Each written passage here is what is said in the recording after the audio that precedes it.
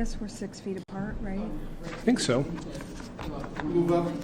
Yeah, we'll move up. Okay, good evening. Welcome to the first ever on TV Conservation Commission meeting. It's 7 o'clock. I'll call the meeting to order. First on my agenda is I would like to shout out a big thank you to the Spear Family Trust for their donation of a lawnmower for the Lane property. Yes. We appreciate that very much. Second, there's some political, due to the COVID, we're you have to do things differently. We have a remote. And by the way, I am Robert Bodie, the chair of the commission. On my left is Jim Marsh. On my right is Judy Johnson, Peter Tanasoff, and David Apaka. Rich Galimi and Jeff Ames are on remote, as is our agent, Jane Pierce.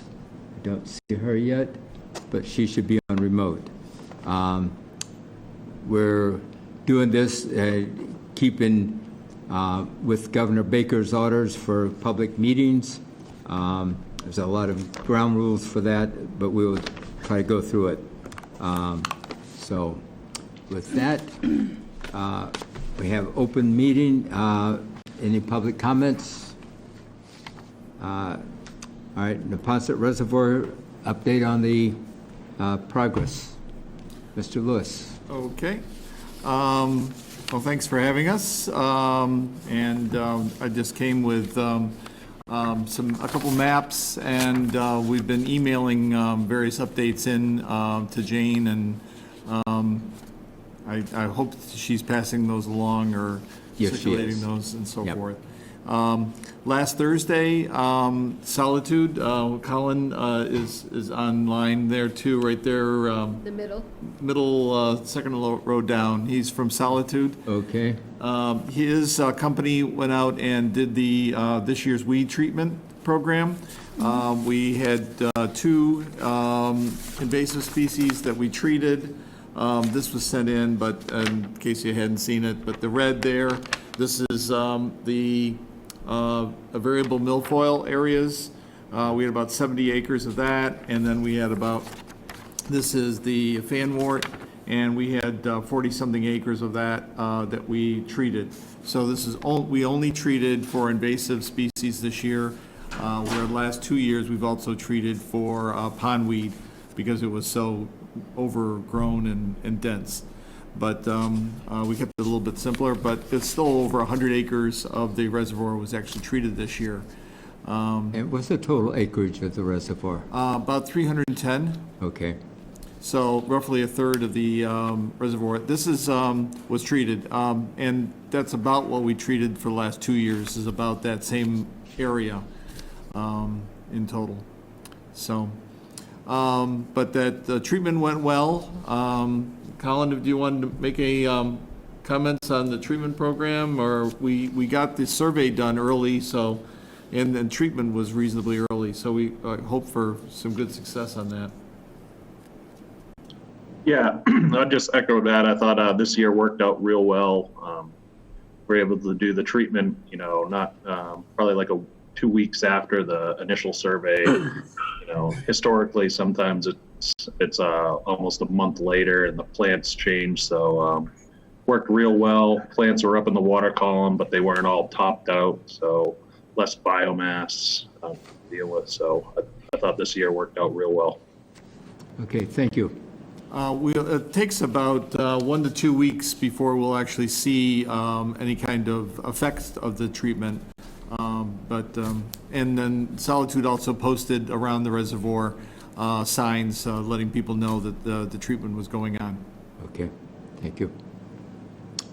Any questions, comments from the board? No. David? Peter? No. Judy? The other update. Okay, Jeff, any comments? No, I'm good. Okay. I'm good. Rich? Yeah, I'm fine, thank you. Okay, thank you. And Jane? Okay, all right. I'm here, Oh, Oh, okay, any comments for? trying to get my face up. Any comments for Mr. Lewis?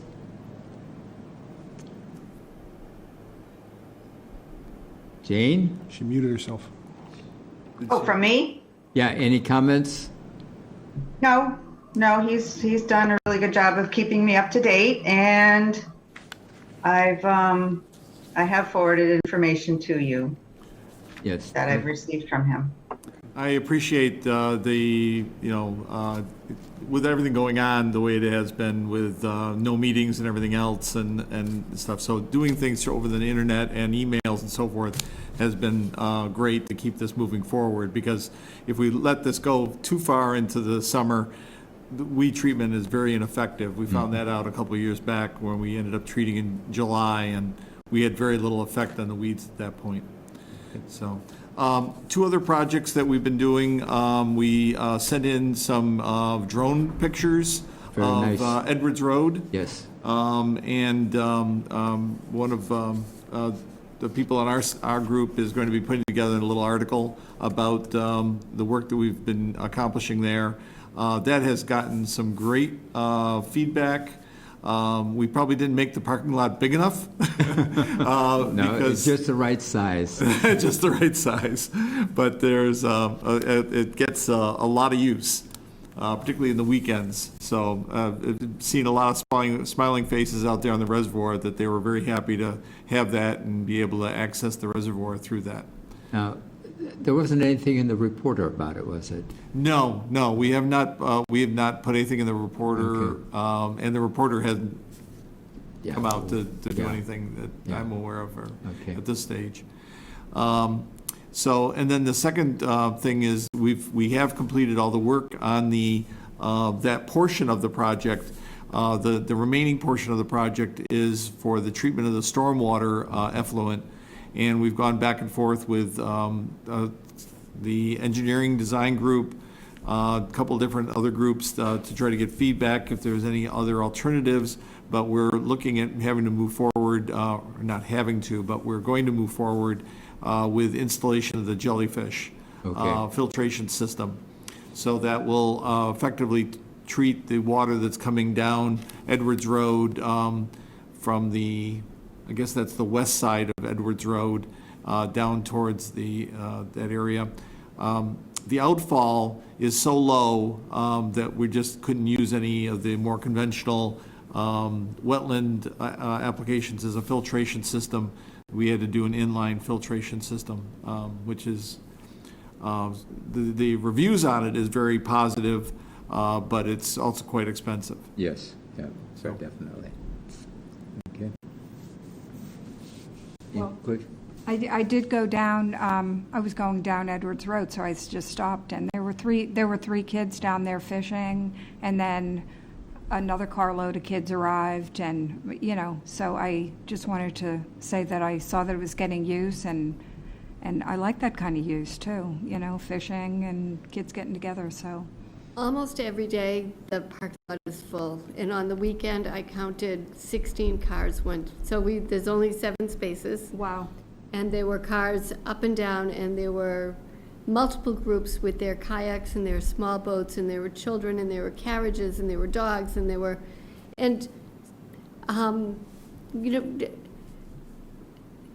we kind of, they had a trash barrel there that's been removed.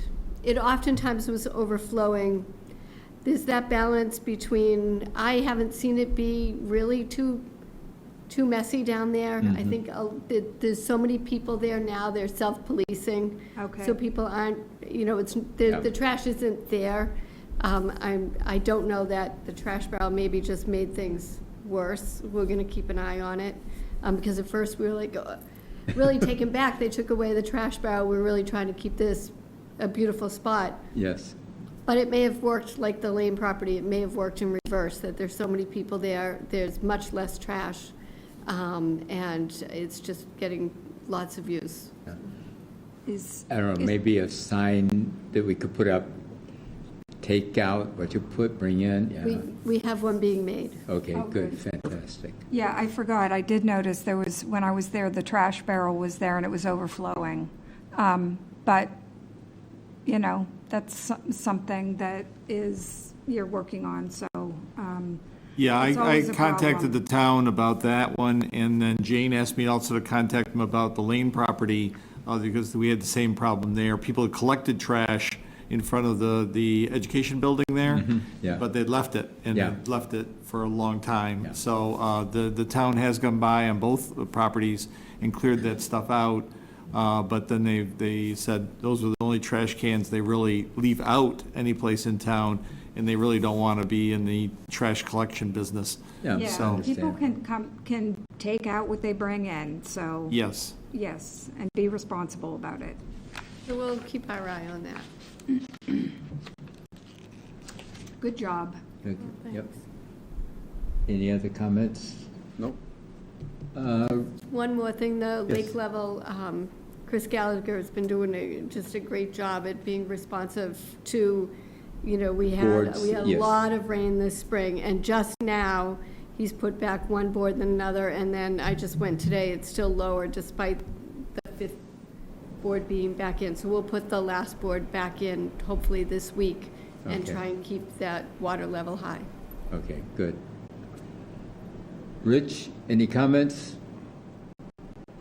No, I'm good. No, it's, the boat launch looks terrific, and it is great that it's getting so much use. Good, thank you. Jeff?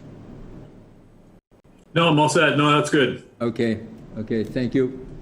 Don't want to forget you sitting over there on my left there. Okay, thank you very much. for Okay, coming in. thank you. Thanks. Thank you, guys. Be safe. Thank you, likewise. It's 7:05. We have a request. David, you want to? And it's change that Mechanic Street to Chestnut Street, please, because it is nowhere near Mechanic Street. Thanks, Bob. You're welcome. A Foxborough Conservation Commission notice of a public hearing. Pursuant to Mass General Laws, Chapter 131, Section 40, the Wetlands Protection Act, and Foxborough's Wetlands Protection Bylaw, Chapter 267, the Conservation Commission will open a public meeting on Monday, June 1st, 2020, at 7:05 p.m. in the Gala Meeting Room, Foxborough Town Hall, 40 South Street, on a request for determination of applicability filed by Brian Harkley, sorry about that, for an Eagle Scout project to repair bridges on a trail that runs along the Ponset Reservoir at the Chestnut Street Conservation Area within 100 feet of a wetland resource area. Application is available for public inspection in the Conservation Office at the Town Hall, Monday through Thursdays, 9 a.m. to 4 p.m. This notice can also be found in the Massachusetts Newspaper Publishers Association website. Thank you, David. Brian, are you there? Yes, I am.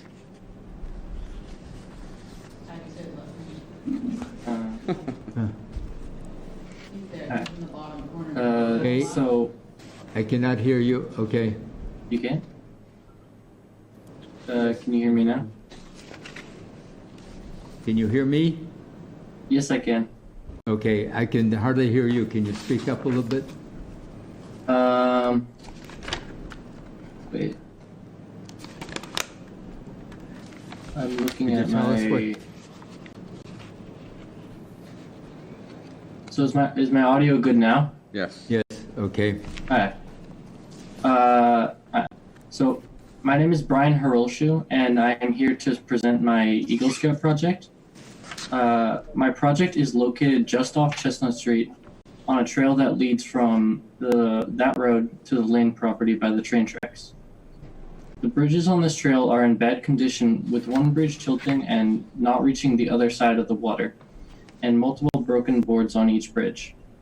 This trail has 3 bridges, and the first one is fine and doesn't need any changes, but the second and third bridges do.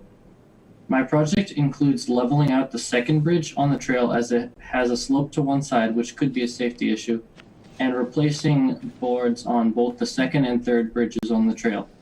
and making a smaller platform in the middle of the two to bridge the gap between the first bridge and the dry land in between.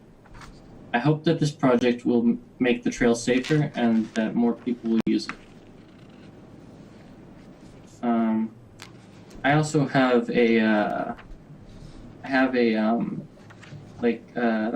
some pictures from the trail, if I can share my screen. All right, by me. Wait, when I got, It's working on it.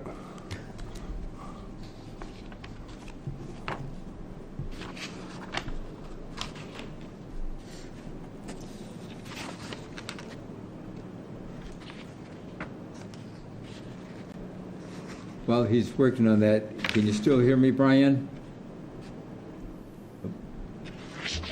Yes, I can. Yeah. What troop are you with? I'm with Troop 7. Okay. Do you know Dan Gorowski from Troop 32 by any chance? I've heard the name. Okay. He built the first bridge on the Lane property going out to the point right beyond the dam. And I was wondering if your model is similar to his. If not, maybe his has been very successful. So maybe you don't have to reinvent the wheel. Maybe you can get some information from him. Yeah. I do have some pictures of what I'm planning to do. Okay. But I can't. Oh, now I can screen share. All right.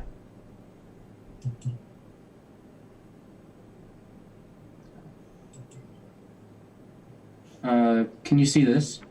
Yes. Yes, we can. So this is my this is the plan I have for it, which is showing the current two bridges and some plans to be replaced on them, and also like a down view and a side view of the platform I'm planning to put in the middle, and also it shows where it's going to be on the trail.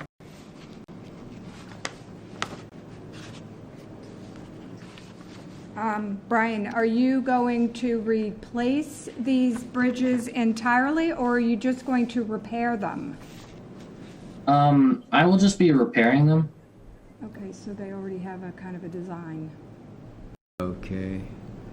Will they possibly meet the ADA requirements? Do you know what ADA, by the way? I shouldn't. I do not. Okay, it's the disabled, what's the proper thing for that, David? American Disabilities Act, is that? Yep. Yeah. So if there are any handicapped people that want to use it, within reason, be able to use it.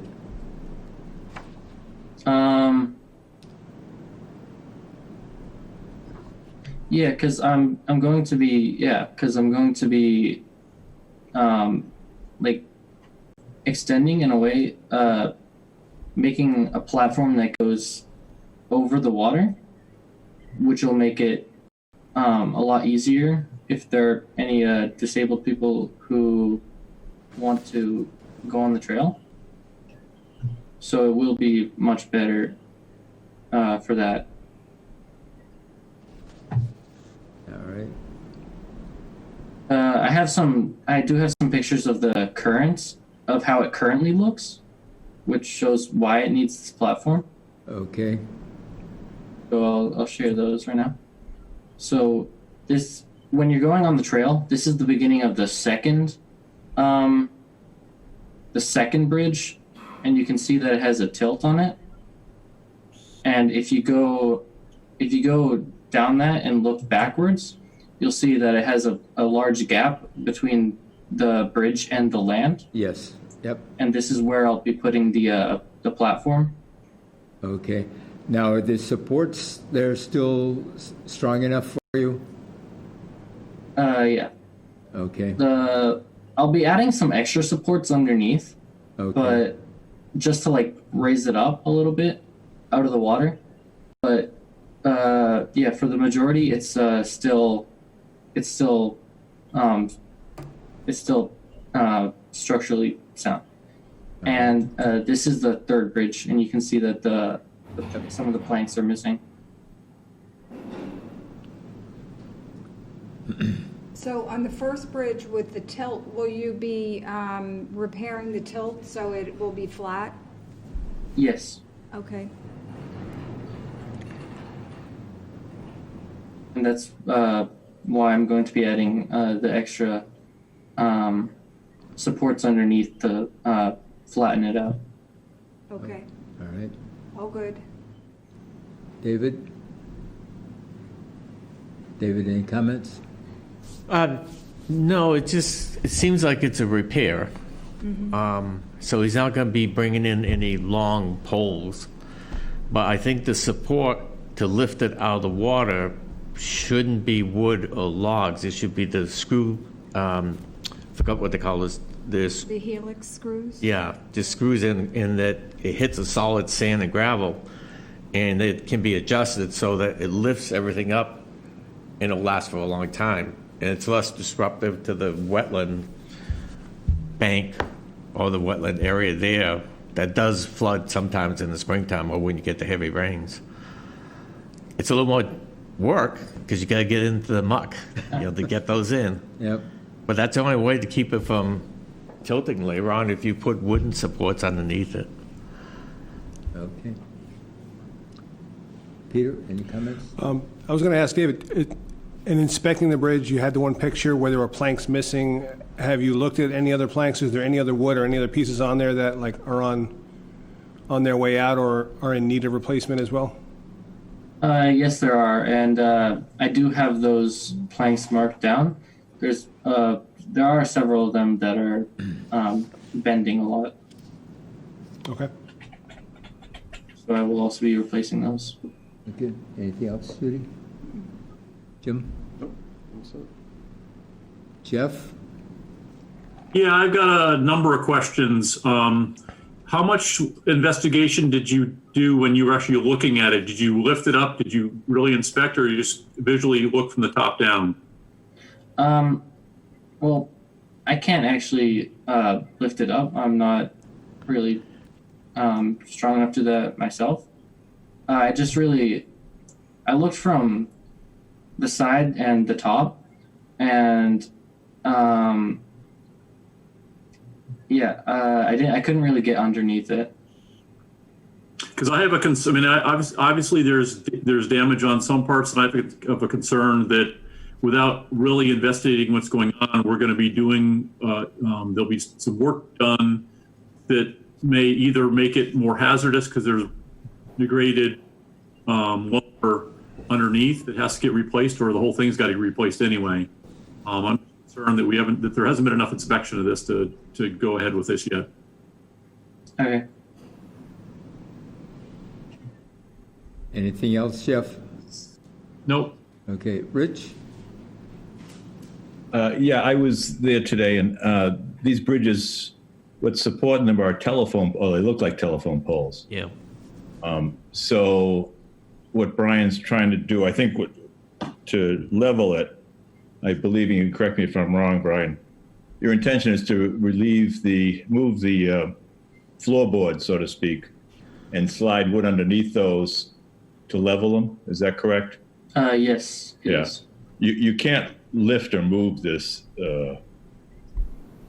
bridges. They're huge. Oh, okay. Yeah. And I did actually figure out why it was tilting, and that is because if you look at the very beginning of the bridge, on one side there's a log underneath, but there's not a log on the other side. Yeah, it's uneven to begin with. And as far as the handicap, Bob, there's no way for a handicapped wheelchair or person to get there, at least not from the Chestnut Street area. It's Yeah, hard it would to be navigate very as a- difficult from either side, quite frankly, Yeah. because it's, but it was just, I just feel that everything we do should try to Right. meet as much as possible the ADA standards. So, Yeah. But the bridge isn't, that, especially that one that tilts, and these are old, so they've got moss on them, so they're slippery on top of all that. I think, I mean, if the commission wants to go out and look at it, I think you'll see that there's yeah, not I've been out much there a to. number of times. And You're gonna get a good bang for your buck if we just straighten it out and level the boards and replace the boards. okay. Brian, one other small thing, and not really too small, as you continue the trail going on towards the the Learning Center, you'll see that a very large tree has fallen across the trail. Is there any way that you can get somebody to help you and remove enough of the tree so the trail can be back to its original site? Yes, I can do that. Okay. Because right now they have to take a little detour on either side because that's a very large tree down there. Rich, just to let you know, this is one of the 5 trails that we have sort of designated as potential trail accessibility projects in the future. As part of the survey of all the conservation areas. So that's why Bob and I asked about the questions about if you're going to do something, why do it twice if you can make it accessible now and we can finish it up later when we go out and make this trail accessible to the point where there's a bench that sits up above the water. Well, that would probably require redoing the entire deck because it's too narrow. Right, it is too narrow now. And there's no edges on the side to prevent a wheelchair from going over it. Okay. Yeah, so that's a major role. You want to do that and wait, not let Brian do the repair? Or? Now, I think due to the actual trail configuration, I think the repairs now would be the best option.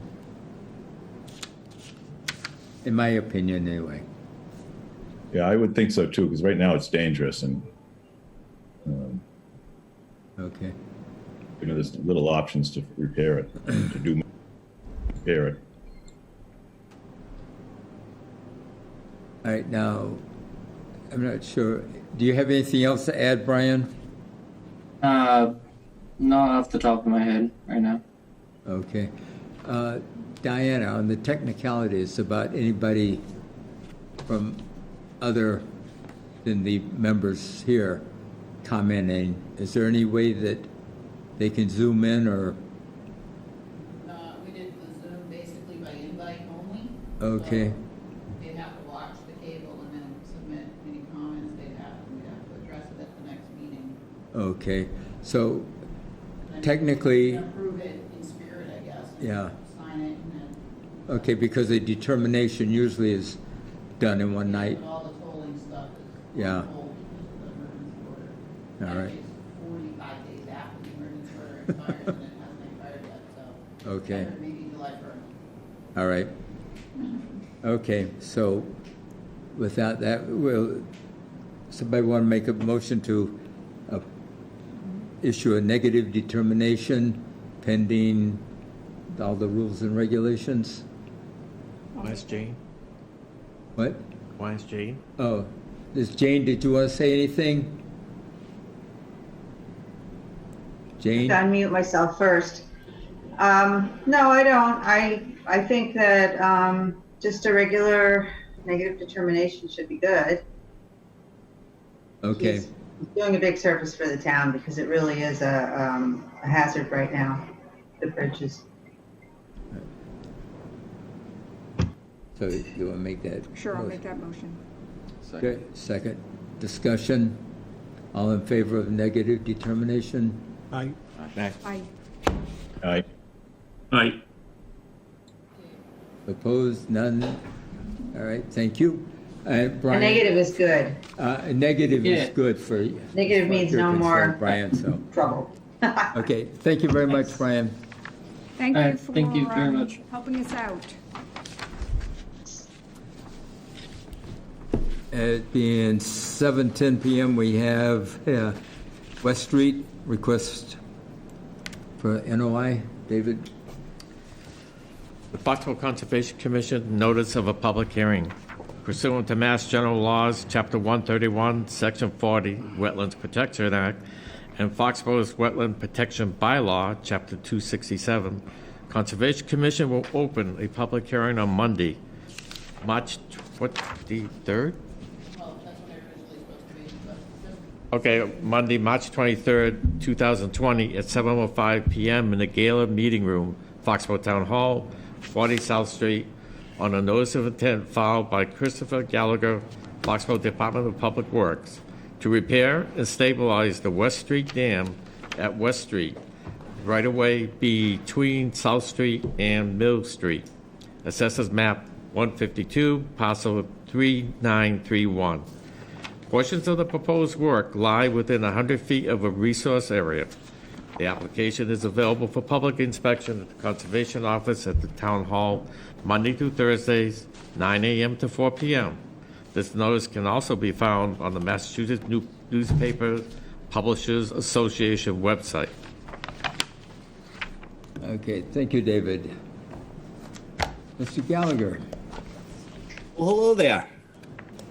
good evening. All right, so I appreciate getting to this point. I know that we were originally scheduled a couple months ago when the world got flipped upside down. So it's given us a little extra time to figure some other things out. So it wasn't necessarily a bad thing for us. We have the West Street Dam right at Ellie's Pond that we've been looking at for a number of years now. We've been working with environmental partners on initially the phase 1 study, and then we moved into the phase 2, and that's kind of brought us to the point of actually looking at the reconstruction of the dam. We did look at whether we could breach the dam and get it out of the Office of Dam Safety's classification. That was not an option when we looked at it. So we are here now looking for kind of the final steps to being able to put this project out to bid. We are at a point right now where the construction won't be until 2021. Originally, we were hoping to get it in this summer, but just too many obstacles got in our way. So with that, I do have Ryan Trahan with Environmental Partners, along with Sarah and Maria. And with that, I'm going to turn it over to Ryan and his team. Thanks, Chris. Good evening. Thanks for hearing us tonight. It's obviously a unique situation over Zoom, but it seems like between these and many happy hours that everyone's attending, I think everyone's getting used to it now. But I just wanted to touch on our project background tonight. We'll talk a little bit about the existing conditions. And what we're really going to spend time on is show you some visuals about the project impacts before the breach of the weir and dam, and after, to show the existing conditions and proposed conditions, and then get into the impacts to the wetland resource areas and riverfront area, and go step through those in detail. So it is a little bit of a lengthier presentation with lots of visuals. So myself, Maria, and Sarah will be stepping through this, and at any point in time, just feel free to stop us and ask a question, or we can even pause at a certain point and look to ask questions. Sarah, do you want to share the presentation, and then I can just kick it off? Yeah, I need to be enabled to share my screen if that's possible.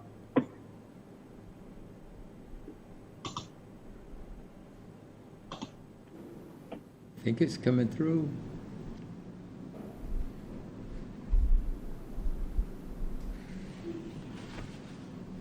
There you go. Okay. So thanks, Sarah. So everyone knows, and I just want to reiterate what Chris mentioned before. We've been working with the DPW for about 4 years now. And this actual, once we did the phase 1 and phase inspection, there was actually a grant opportunity through the state, which we helped the town secure, that went into all this modeling, design, and permitting work, which is current. So this work is being done by a grant. And late last year, we were able to secure the town another grant for the construction funds of almost $800,000. So as Chris mentioned, this permitting is one of the final hurdles to the project. And once the funding is secured, we'll then continue on and probably bid the project in early 2021 for construction, starting in summer 2021. So the West Street Dam is located along the Coocasset River. The dam crest is the road of West Street. It spans the entire length. And it is classified by Department of Conservation and Recreation, the Office of Dam Safety, as a small-sized significant hazard dam, and it's also in poor condition. So it is triggering about 2 to 4 different follow-up inspections every single year. So it is costing the town money as the months go by without fixing it. And we've been involved, as I mentioned before, since 2016. So we've been inspecting it regularly. We've done phase 1 inspections, follow-up inspections, and we did the phase 2 inspection, which was sort of a precursor to this study, which showed that breaching the dam could be feasible. And that's what helped us obtain the original grant to do the work that we're doing now. So the next slide, we're going to jump into a lot of the existing conditions, and I'm going to turn it over to Maria to talk about existing conditions. And then a little later on, Sarah will take over and talk a lot about the modeling activities that we've been doing on site. Thanks, Ryan, and hi, everyone. My name is Maria. I work for Environmental Partners, and so I'll jump right into the existing conditions of West Street. If you've driven along West Street, you can tell that there is cracking and sagging in the pavement, in the roadway pavement. There is poor connection of the guardrail. Some have come loose, and Chris and his team have repaired many, but it's tough to keep up with all of those. And then there's large trees and bushes and just a lot of dense vegetation along either side of the road. So the primary spillway is a concrete structure with a corrugated metal culvert. The concrete structure is starting to fail. You can see cracks and spalling of the concrete. The culvert pipe is starting to corrode, and there's a couple of holes in the bottom that you can see when the pond is very low. And the culvert does not have sufficient capacity to pass larger storm events, which Sarah will get into later in the presentation.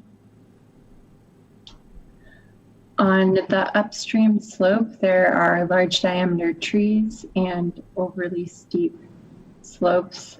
You can see that there's a little bit of failure. There's a grant that has sort of tumbled down the hill over the years. On the downstream side, there is a stone masonry retaining wall, but it has a very irregular and bulging alignment. So there's potential for failure there. And the utility poles and guardrail posts are starting to lean downstream. So there's 3 main components to this project. The first being the repair of the dam and replacement of the culvert, and then roadway improvements, and finally water main replacement work. So this project stems primarily from the need to repair the dam and bring it back into compliance with the Department of Conservation and Recreation Office of Dam Safety. That in turn will alleviate the risk of dam failure in the future. And then as a part of this project, we will be replacing the existing culvert with one that meets the Massachusetts stream crossing standards and will assist with wildlife crossing along West Street, and then improve the safety along West Street for vehicles and pedestrians, and finally increase the reliability of the town's water system by replacing the existing water main along West Street. So the spillway removal and culvert replacement work will include removing the trees and roots along the upstream and downstream slopes of the dam, demolishing the existing concrete structure and culvert, and replacing the culvert with one that meets the stream crossing standards, and then replacing or repairing the downstream masonry retaining walls along the discharge channel, and stabilizing the slopes on either side of the road. So you The said you're road going to take the roots out as well as the trees? You're not going? Yes, Okay. correct. Yep. The road widening work will take place just along the dam crest, so right across from the pond, and that will include widening the road and adding a sidewalk, and then replacing the guardrail on either side and replacing that retaining wall that we showed a picture of that had the irregular alignment.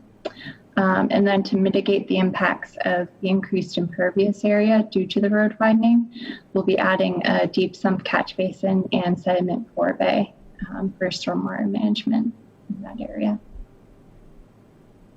And finally, replacing the water main, which those extend from South Street to Mill Street. So the water main, hydrants, valves, and services to each property will be replaced as part of that work. And now I'll hand it over to Sarah to get into the details about the hydraulic modeling.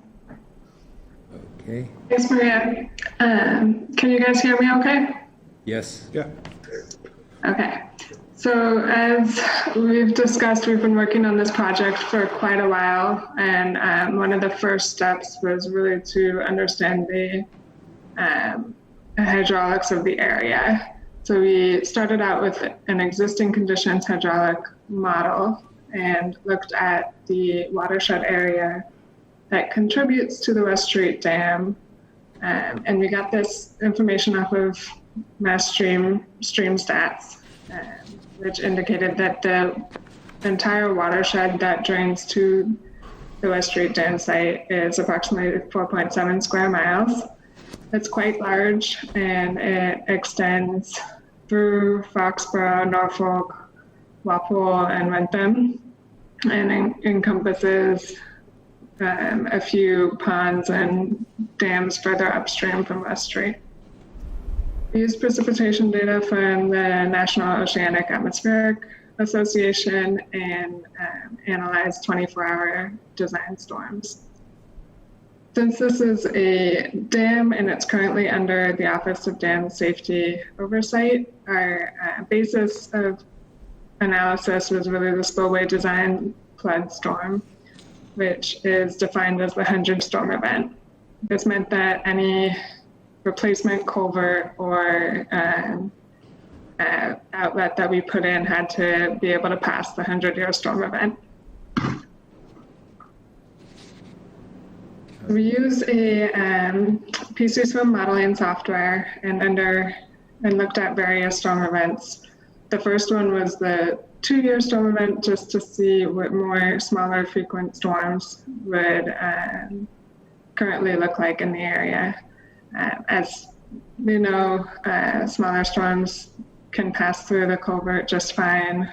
There's no real flooding in the area.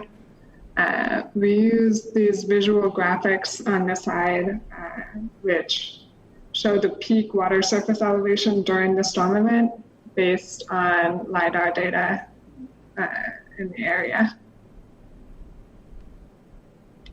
And then when we look at the 100-year storm event, you can see that there's much more water passing through both the upstream and downstream areas. And we do see that the model shows during the 100-year storm event, water overtops West Street by about a ½ inch and results in flooding both upstream and downstream.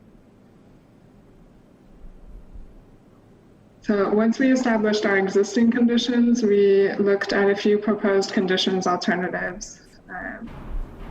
one we mentioned earlier was a full dam breach, which isn't shown on this slide, but that wasn't feasible right off the bat. The first alternative that we really modeled and looked at was removing the existing outlet control structure, the weir and arched culvert that you saw in the pictures earlier, and installing a culvert that met the mass stream crossing standards to the extent practical. Under this alternative, we were able to see that we could eliminate overtopping of West Street and facilitate wildlife crossing under West Street through the culvert. Under alternative 2, we looked at removing the existing weir while still maintaining the existing arched culvert. This wasn't recommended due to both the poor condition of the existing culvert and not meeting the mass stream crossing standards, which is one of the project goals. Under alternative 3, which was a no action alternative, obviously not feasible due to the poor condition of the structure and the repairs needed. Now, under that broad alternative 1, there were a couple ways that we could try and meet the mass stream crossing standards. And the first one that we looked at was installing a box culvert with a channel bottom using stream bed material rather than a concrete bottom. This alternative does eliminate any sort of overtopping at West Street. However, it doesn't help facilitate wildlife crossing under West Street and through the culvert, as the bottom would be submerged a majority of the time. The next alternative that we looked at was using a trapezoidal channel bottom. This alternative creates banks along the sides of the culvert. It's a larger opening for the culvert and allows for wildlife crossing under lower flow conditions, and also eliminates overtopping of West Street. This turned out to be the preferred alternative, and we did additional modeling to see kind of the extent of water surface elevations that we would see in the area. So similar to the existing conditions, we looked at the proposed conditions 2-year storm, where we get an example of storms. The preferred alternative storms has a better management of low flows. There's no flooding observed upstream or downstream, and promotes wildlife crossing under West Street.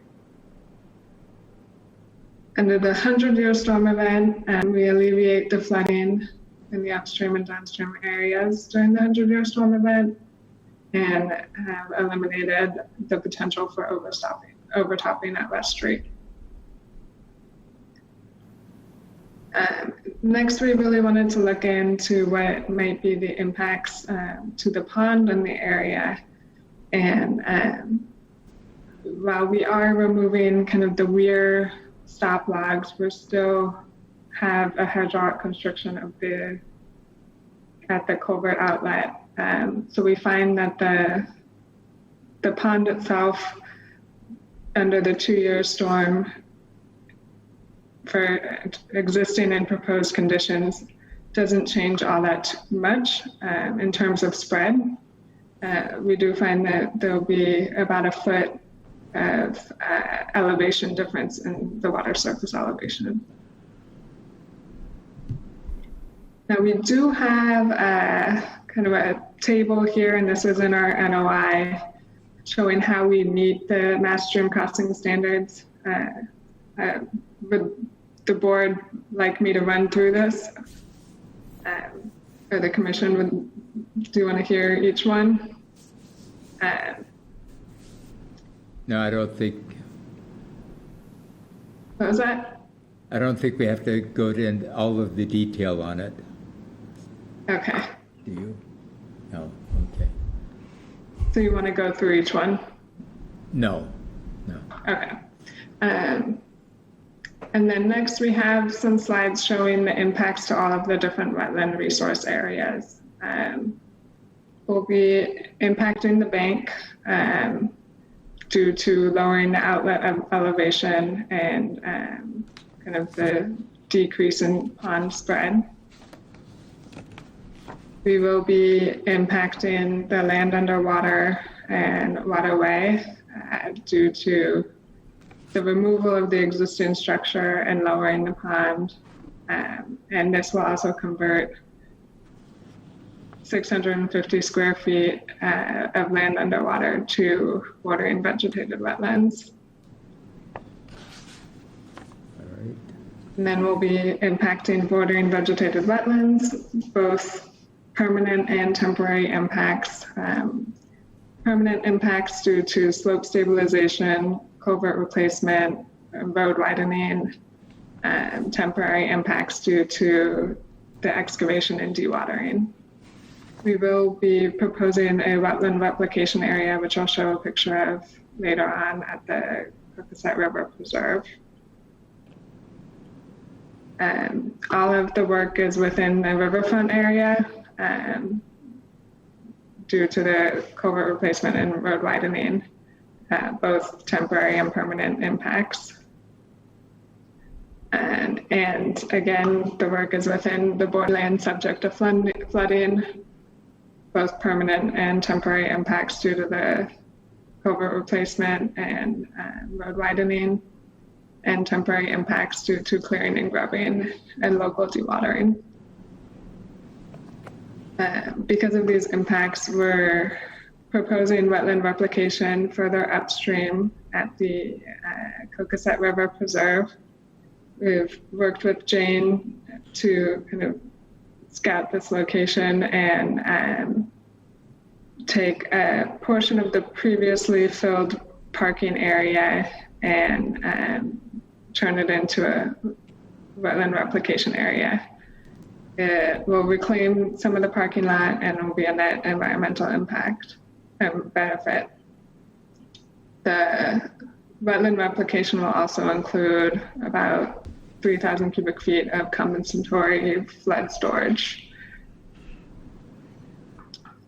Throughout the project, we'll have environmental protection measures out, including erosion control and sedimentation control devices, silt socks at catch basins, materials only delivered on an as-needed basis, dewatering bags as needed, a dissipator for the bypass pumping system, and sandbags to mitigate the transport of sediment during construction. You can see an example photo of sandbags with polylining. As we touched upon the construction schedule earlier, we anticipate the total construction duration to be 16 weeks, and that includes the water main and the dam work. The water main will be phased before the work at the West Street Dam area.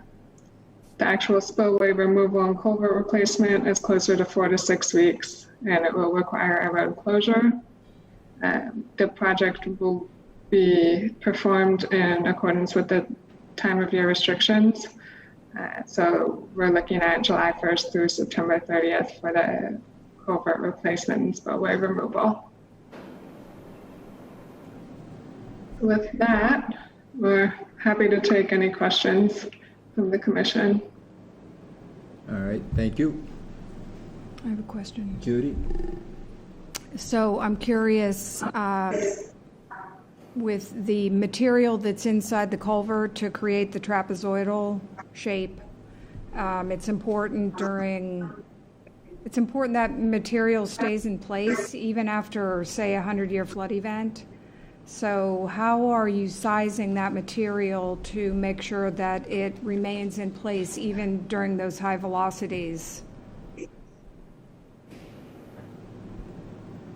Yeah, the material will meet the stream crossing standards, and it'll be kind of a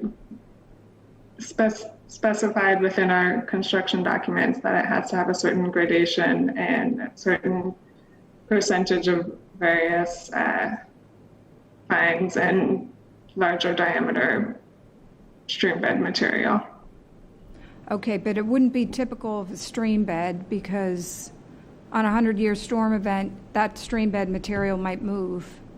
This has to stay in place no matter what storm event goes through that culvert. So it has to be sized to withstand the velocities that go through the culvert at a 100-year flood event. Right. Otherwise, it's just going to move out of there. Yeah. So, okay, that would be my concern. I just want to make sure that material in the culvert remains there in that configuration. Yeah, it'll be specified such that the contractor has to put a certain size material within the culvert that can withstand those velocities. And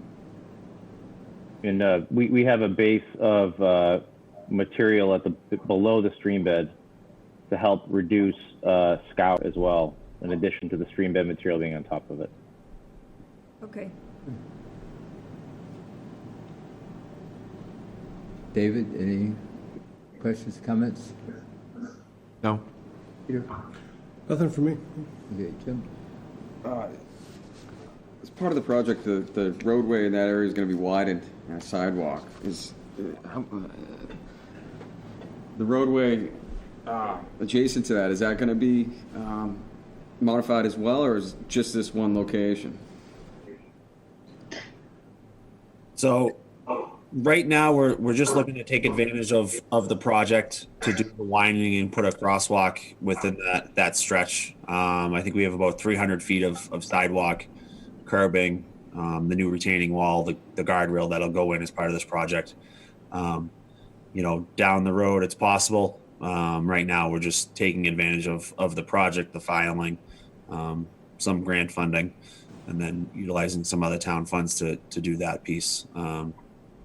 But right now, we're just looking at that one stretch of the dam itself. Okay. Okay. Chris, a question for you. Since there is funding for this, is by delaying it, are we in danger of losing the funding, or is that guaranteed? No, we've already had that conversation with the state. Okay. They're going to carry it over for us. We will utilize some of it in FY21 to begin the project, ordering some of the material, getting some mobilization out there before July 1st next year. But the bulk of it will be after July 1st, 21. But we've already had that conversation with the state, so we're all set there to carry that money forward. Good. Jane, or wait a minute, before you come in, Rich or Jeff, any questions, comments? No, I'm good. Rich? Both good. Okay, Jane, comments? No, I don't have any comments. I've been meeting with Chris regularly and the applicants and the representatives, as have you and Judy a lot of the times. So we're staying up to snuff on all of what's going on. So no comments. Okay, good. Good question for Chris. Chris, if that mitigation area of the parking lot, if I recall, there's an old leaching field underneath there, just to make them aware that if they started digging and hitting it, could change the plans a little bit? Yeah, we are aware of that. We actually have an old plan that shows where that leach field is for the bathhouse that used to be there. So we're using that, what was an existing plan, to format what we'll be renovating over there, retrofitting. Okay, thank you. Anything else?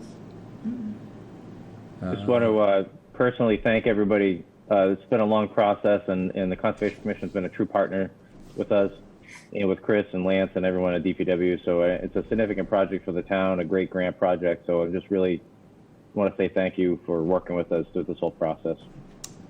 You're welcome, and been good working with you as well. Bob? Yes. Question to you, Chris. Jane mentioned in her report that you were going to explain the Article 97 constraints and that maybe you have some resolution to prevent delays in getting legislation in that. Sure. So when we finally got into the true survey work of the Article 97 land swap, it came up that in 1971, the Norfolk County engineers laid out a new portion of West Street in the vicinity of the dam, on the downstream portion. That layout was never built. However, they discontinued where the existing dam and roadway are at that same time. So when the surveyor was out there putting the plan together, he dug that information up and found the discontinuance documents from the county. So what that means moving forward is that the town does not have an existing layout there, nor does the county. So what the county is going to do is they will relay out the existing roadway, where the dam is, where the pavement is, where we drive now. So they will relay that out. At the same time, they will discontinue that 1971 layout that will never be built. What that does is it gives us that land swap that would have been required by Article 97 if the town actually owned that layout. So instead of going through that full legislative process, we get the same benefit, if not more, by the county discontinuing that 1971 layout and just relaying out and doing a taking over that existing roadway. So it's a much simpler process where the town will ask, the selectmen will ask the county to lay out West Street as it was originally, discontinue that existing piece, and the county will do that. It'll take them about 30 days, depending on when they can put a meeting together. And then that's done. So we were able to avoid that Article 97 process. Good to hear. Do you know if we have a file number yet, or is that still to be determined? We have on here that doesn't show one. 594. Okay. So, any other questions? Somebody want to make a motion to? This is a notice of intent. Well, yeah. Jane, can we close it pending any comments? It would probably be a better idea to hold it open Okay. for comments and any revisions that may be made or anything like that, and specifics. I think you've got all the specifics that are needed. But if it's not going to be built till next year, does it matter, Chris? Oh, we can hold off if it's the next meeting's in 2 weeks or 4 weeks. I think we'll be okay on that front. Is there any reason that you would need to get this, sooner rather than later, the order? I mean, the sooner the better. Of course, but it's not holding anything up, right? No. Our hope and intention is to get through everything we need to, and have a bid document ready by sometime this fall, so we can have contractors lined up before the winter hits, so we know exactly who we're going to have out there next summer. Okay, so it sounds like the only real non-specified information has to do with Judy's question and the size of the substrate for the interior of the culvert, which was going to be put into the construction document, right? Mm-hmm. Is there any way to specify what it would be, do you know, rather than leaving it kind of loose like that? We could get back to you in time for the next meeting with either a updated cross-section or just a spec about what that material would be, if that That'd would be serve Judy. The more information, the better, because Okay. we don't want to leave anything Well, we'll, for interpretation or modification later. so, continue it. Continue. Yeah. The next, Miss- the next meeting was supposed to be the 15th, but that's now town meeting, so our next meeting is June 29th. June 29th, okay. Mr. Marsh makes motion to continue it till June 29th. Well, can you also add that Chris provide the additional information about the Article 97 requirement, that they've found a solution to this and add it to this notice of intent? Did you hear that, Chris? Yeah, I can write something up on that. Okay, all right. Thank you. So do I hear a second to continue? Second? Discussion? All in favor? I Opposed? Aye. We got all ayes, okay, thank you. All right, I'm gonna sign off for a bit, and I'll be back on hopefully. All right. 7:15-ish about.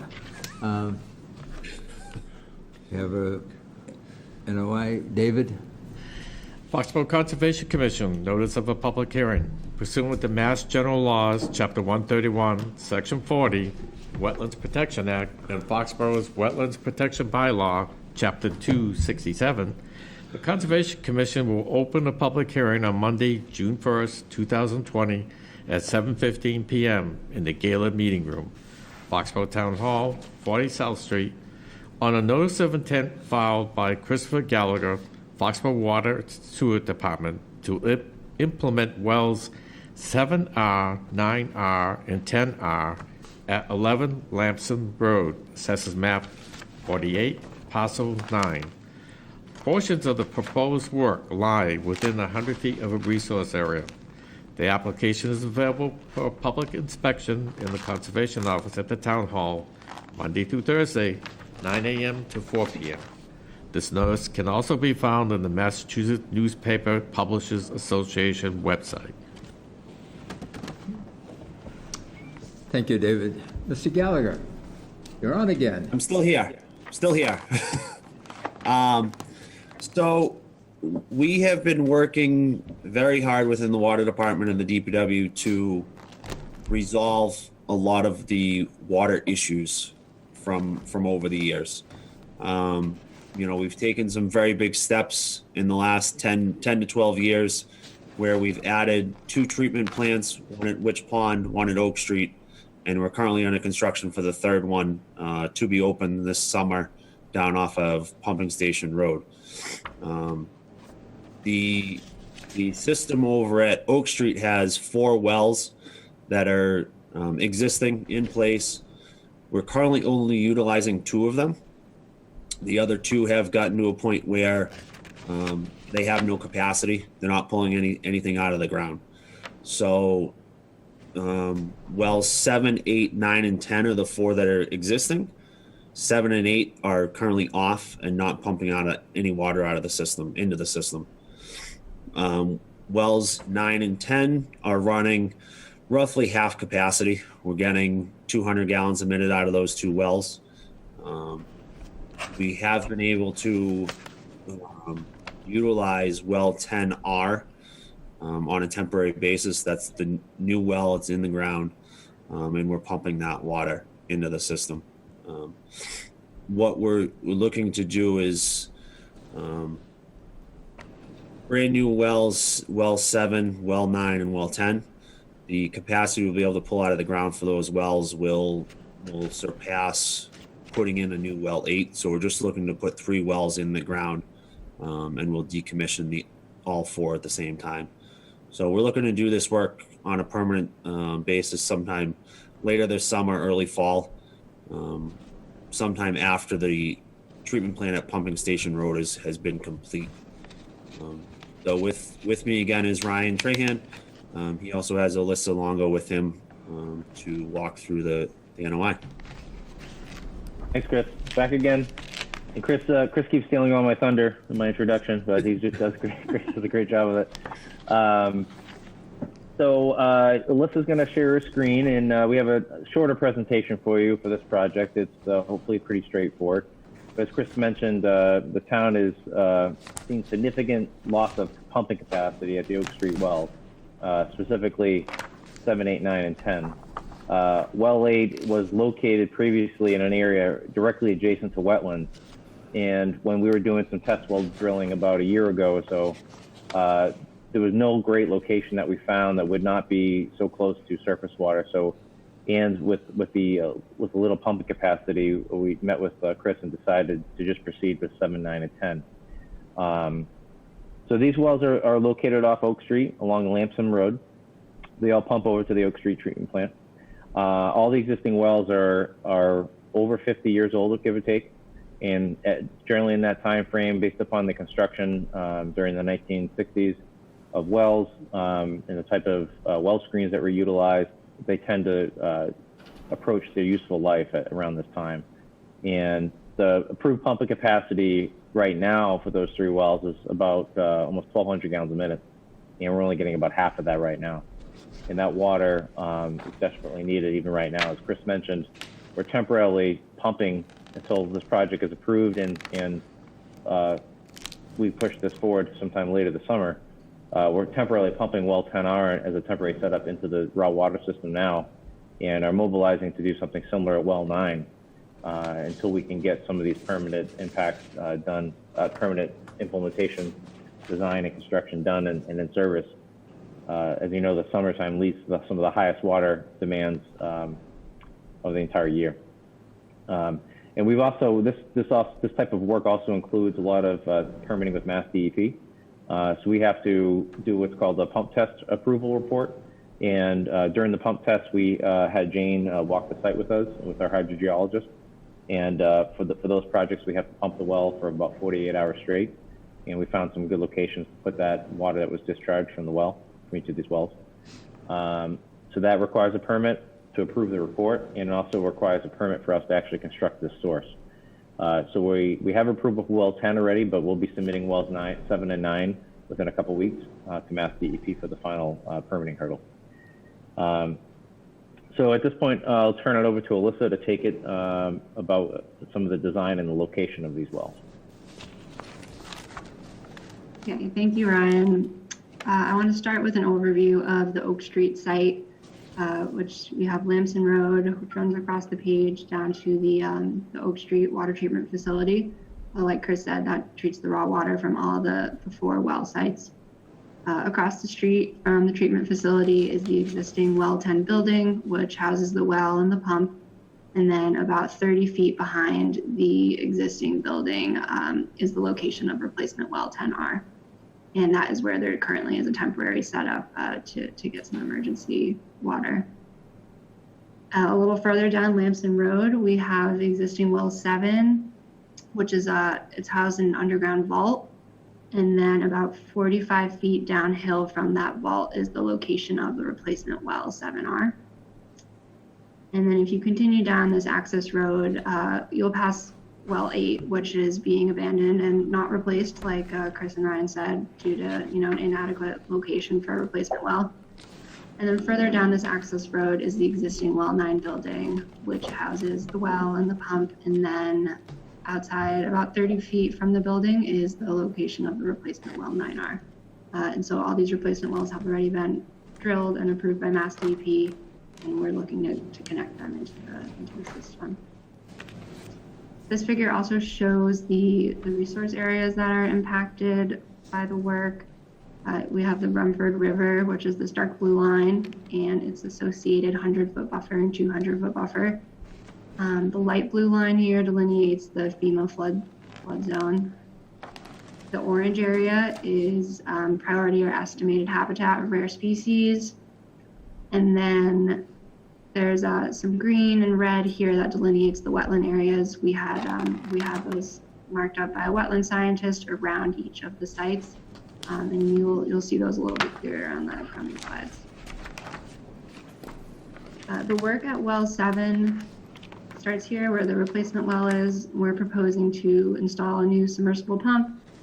We're going to install about 40 feet of ductile iron pipe to the existing vault, and we're going to tie into the existing piping that's already there. We'll also install some electrical and instrumentation conduit. We're proposing a hydrant assembly off of the new piping. And then to protect the new well, we are proposing a 10 by 10 area of crushed stone and filter fabric.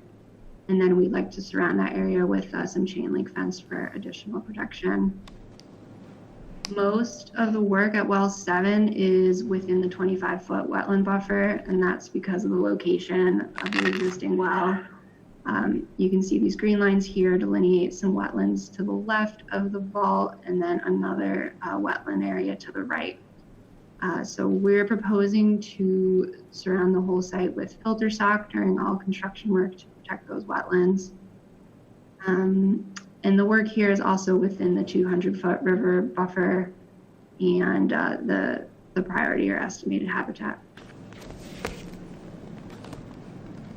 This figure is showing the proposed work at well 9. We have the replacement well here in the driveway. We're proposing to add a new well pump, about 30 feet of ductile iron pipe to the building. The pipe will come above grade just outside of the building. We'll go through the wall and then we'll tie into the existing piping that's in the building here. We're also proposing a hydrant assembly off the new piping, and we're proposing another area of crushed stone and filter fabric around the well to protect it. And then we also have some chain link fence around the whole area to protect that well and to protect the above ground piping outside of the building. Because this well is in the middle of the driveway, which is already a small space, we are proposing some clearing and grading over here to the east of the building. The grading here is proposed to match the existing slope, and that will just widen the driveway and provide a town maintenance access. The wetland scientists delineated a series of wetlands here to the east of the building and then also south of the building. So some of the work that we're doing here is within the 25-foot wetland buffer zone. And the only permanent impacts that are within the 25-foot buffer is this hydrant assembly here, and then this portion of the clearing and grading within this red buffer zone. The rest of the work is within the 100-foot wetland buffer zone. It's also within the 100-foot riverfront buffer zone and within the FEMA flood zone A. But none of the work here is within the priority or estimated habitat. And then the work at well 10 is very similar to the other two stations. We have the replacement pump already, the replacement well already drilled. We're gonna put in a new submersible well pump. We are proposing to install some piping to the building. It'll come above ground right outside, and then it'll enter into the existing building and tie into the piping that's there. So there will also be electrical and instrumentation conduit. There'll be one hydrant assembly off the new pipe. There'll be an area of crushed stone and filter fabric around the well. And then we're proposing a chain link fence around the entire area to protect the well and the piping. At well 10, you can see this green line is the 100-foot buffer area. And then this blue line here is the 200 riverfront area. So our wetland scientists delineated the wetlands in the mean high water for the Rumford River, both page south of our site. And so we're proposing this filter sock between the work and the wetlands for protection. Half of the work here is within the FEMA flood zone, and all of the work here is within the priority and estimated habitat. And I don't think I mentioned this, but as part of the work, we'll also be abandoning the existing 4 wells and demolishing the existing pumps at 7, 10, and 9. Now I'm just going to walk through each of those 4 resource areas that are affected by the work, starting with bordering vegetated wetlands. None of our work is actually taking place in the wetlands. There's no impacts there, but we are within both the 25-foot and the 100-foot protective buffer zone. The permanent impacts include the hydrant assemblies, the crushed stone protective area, and the clearing and grading at well 9. And then the temporary impacts come from the stabilized construction entrances, the filter sock for erosion control, and then the trenches that will be dug for installation of the pipe and the conduit. The priority and estimated habitat is shown here. All the work at well 9 is completely outside of the habitat, so there's no clearing or grubbing within NHESP areas. All of the work at 7 and 10 is taking place in previously disturbed areas, and that includes the hydrant assemblies, the crushed stone as the permanent impacts. And then temporary is going to be the filter sock for erosion control, the installation of your pipe and your conduit, and stabilized construction entrance at well 7. This figure is showing the river again with 100-foot and 200-foot buffer zones. So you can see well 9 is entirely with the 100-foot buffer. Well 7 is within the 200-foot buffer zone. And then well 10 down here is entirely within the 200-foot buffer zone as well. So again, the permanent impacts are your hydrant, your crushed stone for protection, and the clearing grading at well 9. And then your temporary impacts are associated with the filter sock, the trench installation, and the stabilized construction entrance. And then the last resource area that is affected is the bordering land subject to flooding. The FEMA map here is showing Zone A, flood zone, which affects all 3 of our sites. And the temporary impacts are the filter sock, the trenches for your utility installation, and then your stabilized construction entrance. And again, your permanent impacts come from the hydrant assemblies, the crushed stone for protection, and the clearing and grading at well 9. And then just to reiterate on what Chris Gallagher said, this project came about due to the town's need to meet their water demand, as some of their existing sources were getting diminished capacity. 2 of their wells are completely offline right now, with the other 2 only producing half of their original capacity. This project will help to restore that, and it will help to meet their need during the high use season, as they're currently already having to resort to these emergency temporary setups at well 10 and possibly at well 9 very shortly. So if you have any questions about the proposed work, you can go ahead. Okay, thank you very much. David, I'll start with you. Any comments, questions? No questions. Peter? No questions at this time. Judy? I'm a little overwhelmed. It's an awful lot of information. And I guess I would like to go down to the site and kind of get a tour of the different areas. Okay. Is that possible? Yeah, it's open. I've walked it many times. Okay. It's one of my walk-in areas. Okay. So to see, so you're part of that group then that likes to walk down there past the no trespassing signs. Absolutely, absolutely. On a daily basis. Yeah. So I guess I'd just like to maybe take the plans and walk down there and see, the actual locations. When you close down the other wells, do you actually restore the areas in terms of vegetation or? Most of the other wells are sometimes even within the existing buildings as well. So like for well 10, we'll just be essentially pulling the pump and motor out. And then there's a protocol that Mass DEP we have to follow. We have to get a certified well driller and backfill the well with clean sand and gravel. And they have to submit a completion report, I believe, to the Board of Health and also to the state for approval before you decommission a large well. So there is a separate permitting process to decommission a public water supply that we do have to follow. So we'll be doing that for the 4 wells. Okay. All right. So they're pretty close to the other wells, so there's no need for restoring vegetation or anything like that. Okay. And a lot of the access that we've shown around the wells is the town needs to inspect these wells daily.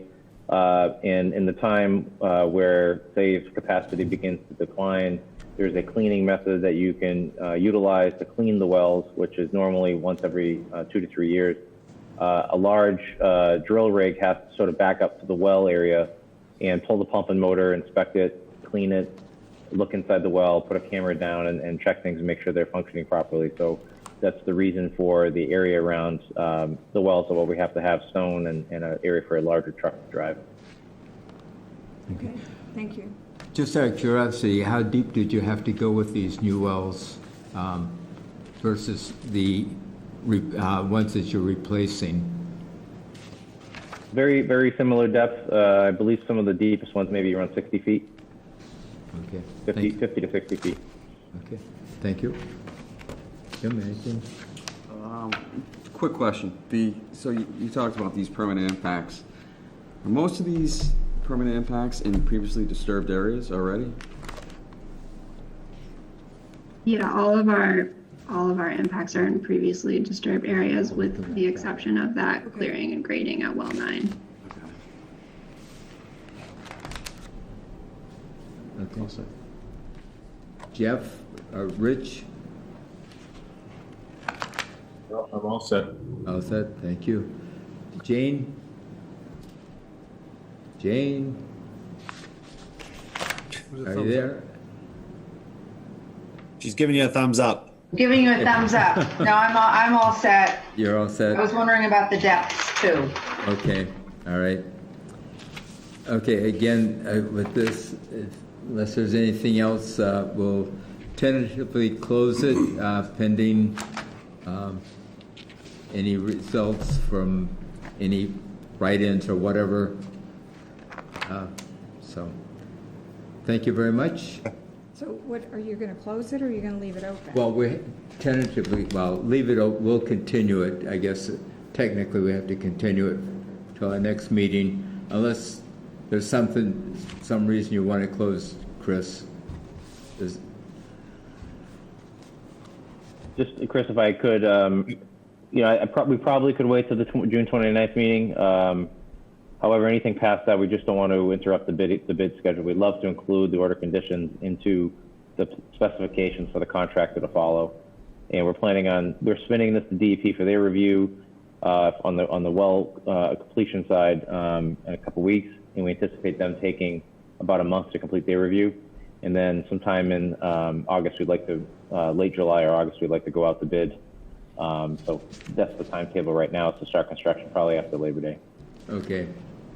So we'll continue it then, and should have everything ready for you by the next meeting.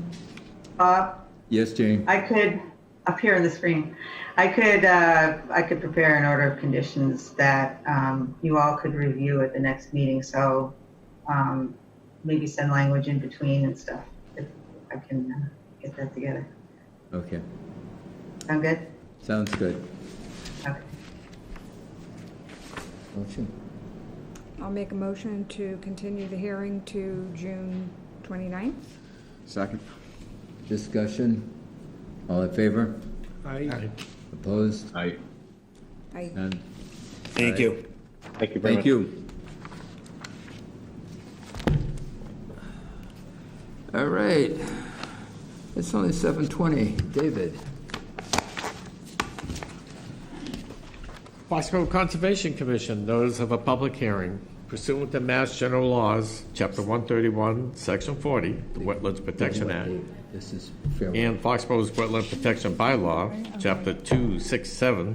The Conservation Commission will open a public meeting on Monday, March 23rd, 2020, at 7:10 p.m. in the Gala Meeting Room, Foxborough Town Hall, 40 South Street, on a request for determination of applicability filed by James Lenahan to allow clearing of additional wooded area behind the proposed house for additional backyard space at 45 Fairway Lane. Assessors map 154, parcel 21, within 100 feet of a wetland resource area. The application is available for public inspection at the Conservation Office in the Town Hall Monday through Thursday, 9 a.m. to 4 p.m. This notice can also be found on the Massachusetts Newspaper Publishers Association website. Mr. Linehan, Hey there. would you like to tell us what you'd like to do, please? So the plan was approved for a certain amount of clearing of trees around where the proposed house was going to be sitting on the lot. I had a customer interested in the property that had asked me about clearing additional land for yard space. I just simply wanted to find out if that was going to be an option or what my parameters would be to provide that if somebody wanted to do that with the lot. I know it's specifically written on these plans, like where the limits of clearing are. But as long as I stuck within wetlands guidelines as far as where it could clear, I would assume you'd be able to do that, but just wanted to get clarification on that. Okay, I was out there today. I was not able to walk all the way to the site because poison ivy and I do not get along, and there's plenty of it. But nothing has started yet, and my personal opinion is I don't think at this point in time that you should go beyond what the original plans are. I know there were waivers to get it what the plans call for at the present time. And I'm not in favor, quite frankly, of exceeding those plans without meeting the requirements in the first place. So I'll open it up for discussion amongst the board if anybody has any opinions. David, were you able to get out there? No, but I remember the area after walking it a few times. But we were very specific when we worked with Bill on the engineering of the location of the house and what's to be cleared and what's, part of it's in the buffer zone and pulling away from the wetlands. We went through quite a bit and with the adjacent landowners, and this was what was agreed upon. And matter of fact, we actually gave them a little bit more open backyard, knowing that probably that they might be wanting to have, activities of kids or a pool or something out there. But, being in a buffer zone. What's the setback for tree clearing typically? I think it was more what work was occurring in the buffer zone and the 100-foot and the no activity zones. Yep. That we worked with subdividing this land to have the less impact on those different conditions and environment and wildlife that's associated with this flow of water.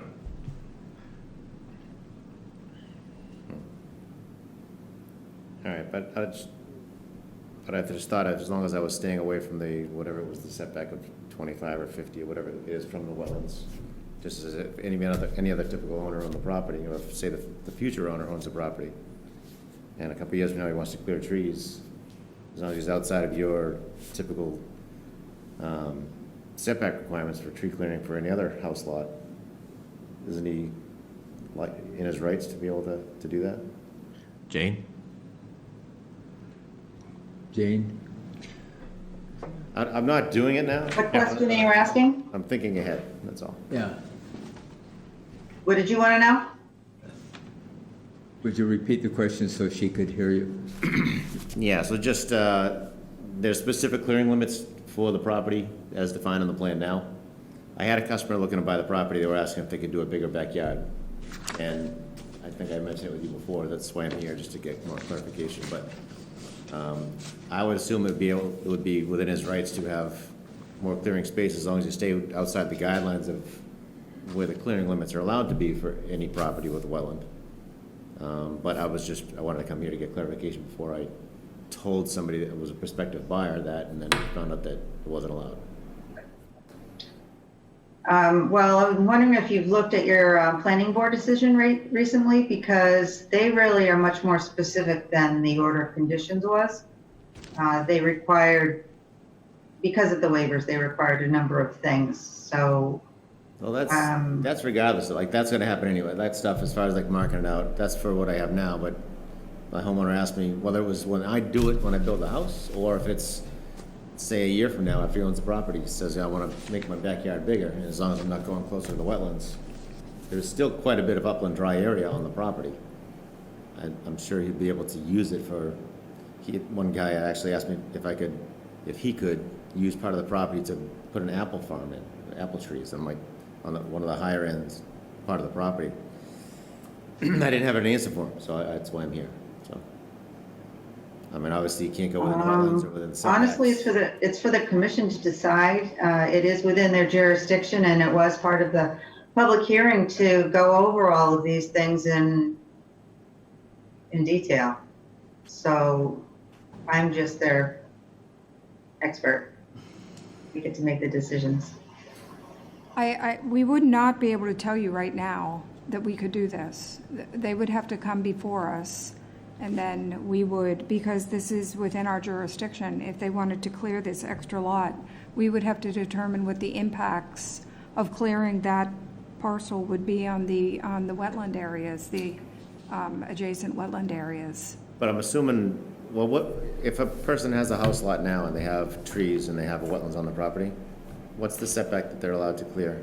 Well, we have no specific setback. You can't work within 25 feet of a buffer, but the rest of the area up till the 100-foot buffer, or in this case, there's a riverfront area, which is 200 feet. That area is also under our jurisdiction.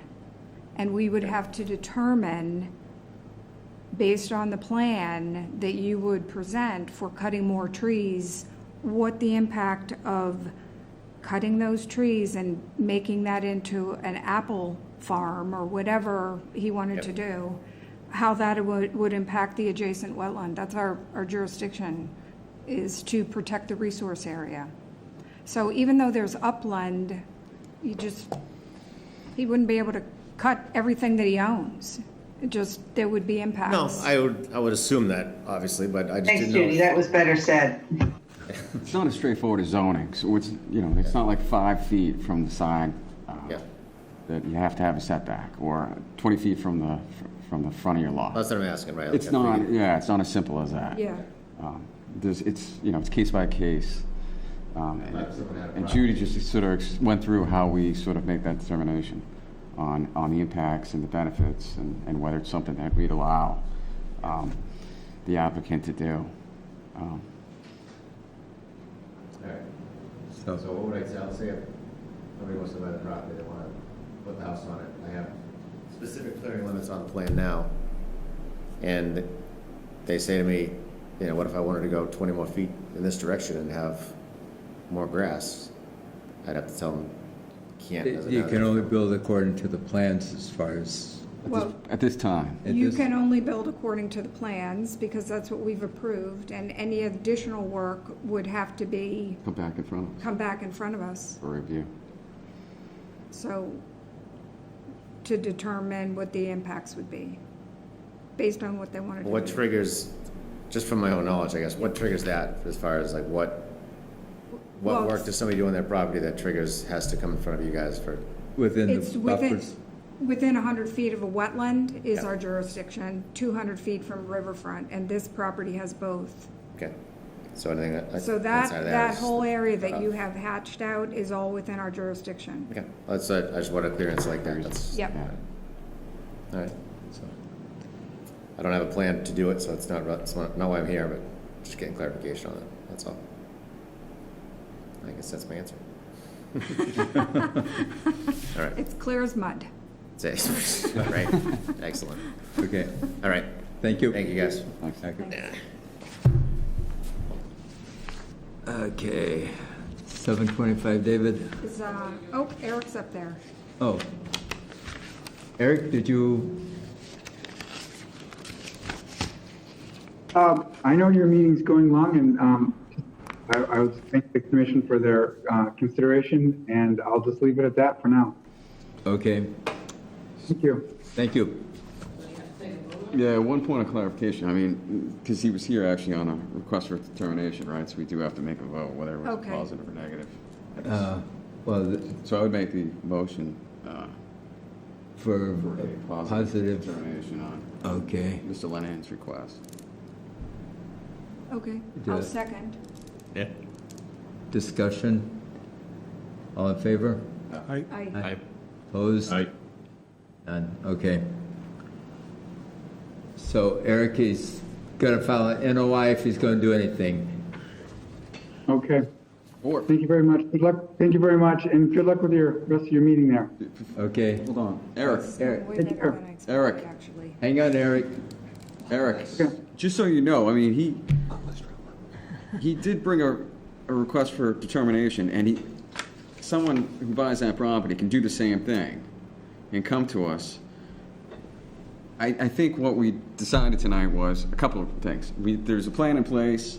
There was no additional information to give us any clue as to what the impacts would be or whether or not it falls in our jurisdiction. I mean, review is triggered simply because it's within 100 feet, but we could say, yeah, it's a negative determination.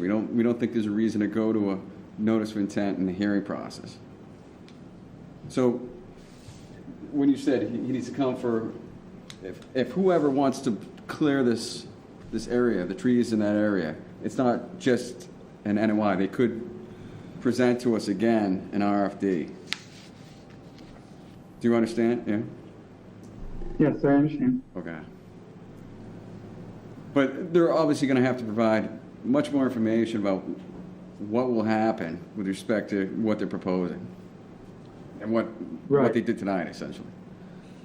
Right, and you guys would assess the impacts of that project on that current site right now? Right, to the extent that we need to review it. And if we do, we would require a notice of intent. And then they would go Okay. through the entire process of a notice of intent. Okay, I do understand that, Jim, thank you. Yep. Okay. Thank you, Eric. Okay, bye, guys. Bye. Bye-bye. Good to see you. Likewise. Hey, Dave. Foxborough Conservation Commission, notice of a public hearing. Pursuant to Mass General Laws, Chapter 131, Section 40, the Wetlands Protection Act, and Foxborough's Wetlands Protection Bylaw, Chapter 267, the Conservation Commission will open a public meeting on Monday, March 23rd, 2020, at 7:15 p.m. in the Gala Meeting Room, Foxborough Town Hall, 40 South Street, on a request for determination of applicability filed by G. Green Properties to clear growth and trees that have overgrown on the site at 5 Springbrook Road, assesses map 94, parcel 19, within 100 feet of a wetland resource area.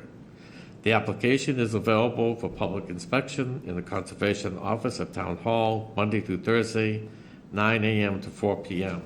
This notice can also be found on the Massachusetts Newspaper Publishers Association website. Thank you, David. Mr. Green, would you like to tell us what you... Would you like to tell us what you were planning on doing? Did we lose Jeff? All I was trying to do there was on the right side of my building and around the back side of the building, there was basically a trap rock drainage system put in that comes over to the head wall and riprap. We were just in there, we cleaned out the trap rock drainage, and I had trees that were growing into my gutters. I really just went in there to clean up, kind of heavy maintenance on what had already been cleared at one time, probably back, I forget if it was like 95 or 97. And that's basically the extent of what I was doing. Okay, I was out there this afternoon. It appeared on the face of the building, the right-hand side, that you cleared quite a bit more than was, won't say necessary, but it looked like it was a little bit more than necessary to me as far as the trees are concerned. There's a lot of underbrush that was close to the silt barrier that was been cleared out of there. What are you planning to do in that area?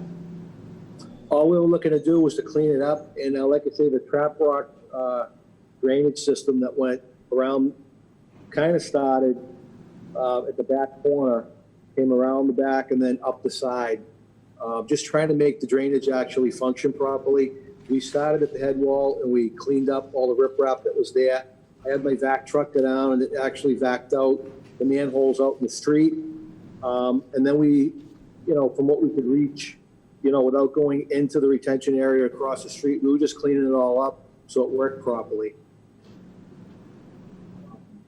Because the way, like I said, with all the overgrowth and what had built up there, none of the drainage was working correctly as it was designed.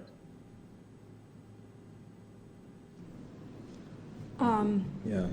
Okay, so are you, I have kind of a plan here that Jane included in her management plan of the 1995 filing. Uh-oh. Okay. And Okay, you're back, all right. so was there a riprap drain that was around the two sides of your building in the back, and then it went around on one side? Yes. And you took that out? No, it's still there. It's still there, because when we were out there, I didn't see it. If we blow it off, it's all still there. Huh. I didn't see it. And that would come around and connect to the head wall. All I saw was a lot of, It would look flat and dirt. yeah. No swale, rip-wrap swale. In this picture, it went all the way down if you're facing the building, it went all the way down the right side of the building and then across the back. And it's... Correct. I didn't see anything like that out there. You want me to put it on the screen, Judy? Yes, please. Okay, this should be a good trick, but let me do it.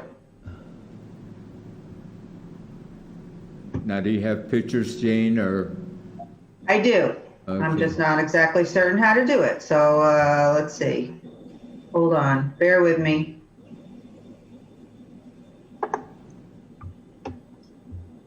There's that. Okay. Well, I guess I offered before I was ready because I don't really know. Okay, wait a second. Share screen. All right. Yeah. Here it is. All right. How's that? Can you see it? Yep, okay. So Jane, do you have the cursor there? I do. So what I'm assuming is the riprap swale, because it has the detail there, is that area that looks like it's made of rock that goes around the back of the building and then up. Is that what Yeah. the riprap swale? Okay. Yeah. Yes. Bob and I did not see any of that today. So I would like to have somebody point it out to me, and that looks like the limit of work at the building previously was that riprap swale. And it says to be restored. This area here says to be restored, and this is what the riprap swale was supposed to look like. And So that's the- not there. Nothing like Oh. that is out there. It looks like it's flat, it's cleared, all the understory is cleared over to some trees at the rock wall. The trees were left, but all the understory was cleared in that area. And it looks like the clearing has gone way beyond what the original plan was. So this was taken when I went out there for the site visit initially, when they were working on it. And this was when I went out the other day. That's the side area that is here. Yeah. Right. That's all cleared, just all the understory is all gone, just the trees, and it's all dirt. No swale.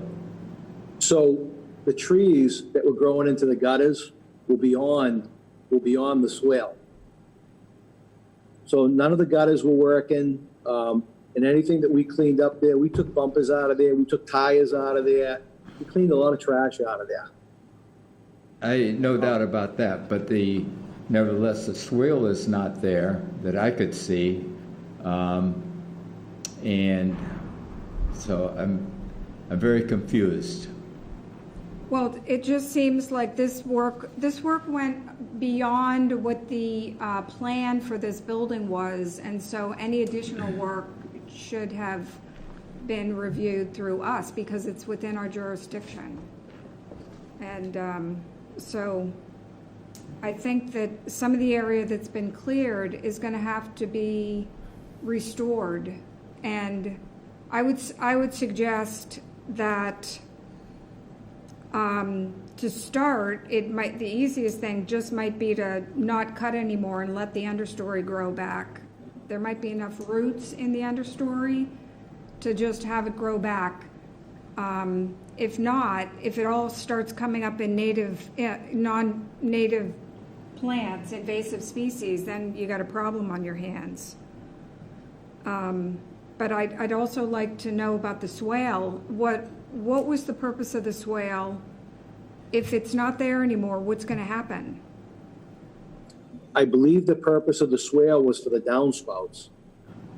Okay, so now what are you going to do with the downspouts? I believe, if I understand the drawing right, the downspouts run across, they hit the swale, and they run over to the head wall. I see. So we did notice your downspout pipes were just kind of not going anywhere. Right, that's how they work. So actually, none of them were working in January when I bought the property. Everything was full. Gutters were full. Like I said, in the backside where we cleaned, it was quite a bit of trees like laying on the building. Okay. But there was a lot of other understory that was taken out that was not necessary. But I still. Well, we need to address the roof vein, the gutters. The runoff. You know, where that's going to go, and not expand any more cutting or anything, and then a portion of And then a portion of this has to be restored. I'm going to go the easiest route by saying don't cut anymore, and hopefully it'll come back. But I don't know. Should we go down there and have a site walk with them? And yeah, because I'd like to see where the. I would suggest that maybe just the three of us, so that you don't have a quorum. Yeah. Meet with him and tell him what he needs to do. Yeah. At least we got this plan that Yeah. in her report that we can use. Jane? Yes? Are you going to be in town tomorrow? Did you? Yes, I was planning on it. Okay. I have a 10:30 site visit, Where? Panis Road. Okay. Do you want to make a different visit over on Springbrook Road, or whatever it is? Springbrook. Or should I just let Judy and Dave and I look at it? Well, what time would you want to go? Well, When are you available? I'm meeting at Panis to look at the restoration area with Briscoe, so probably 11:30. Okay. Okay. Or I could do it before. I was going to do something else before, some other site visits, but I could do it before if you like. Okay. Well, let's see what Mr. Green, if he's available, before or after you. I'm actually out of town. I'm not back in town until Sunday. Oh, you're out of town. Okay, so we'll have to Yes. figure out another time then.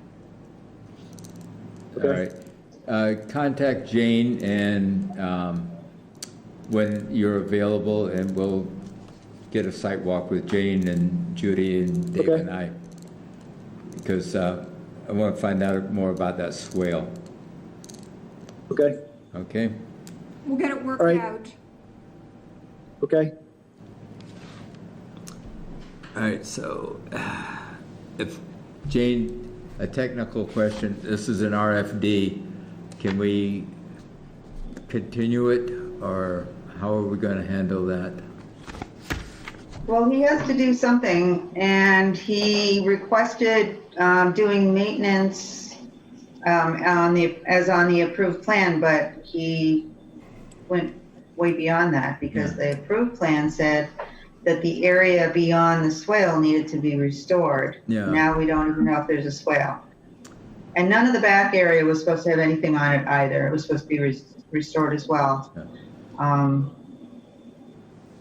And the pavement is a little larger than it used to be too. So details. Yeah.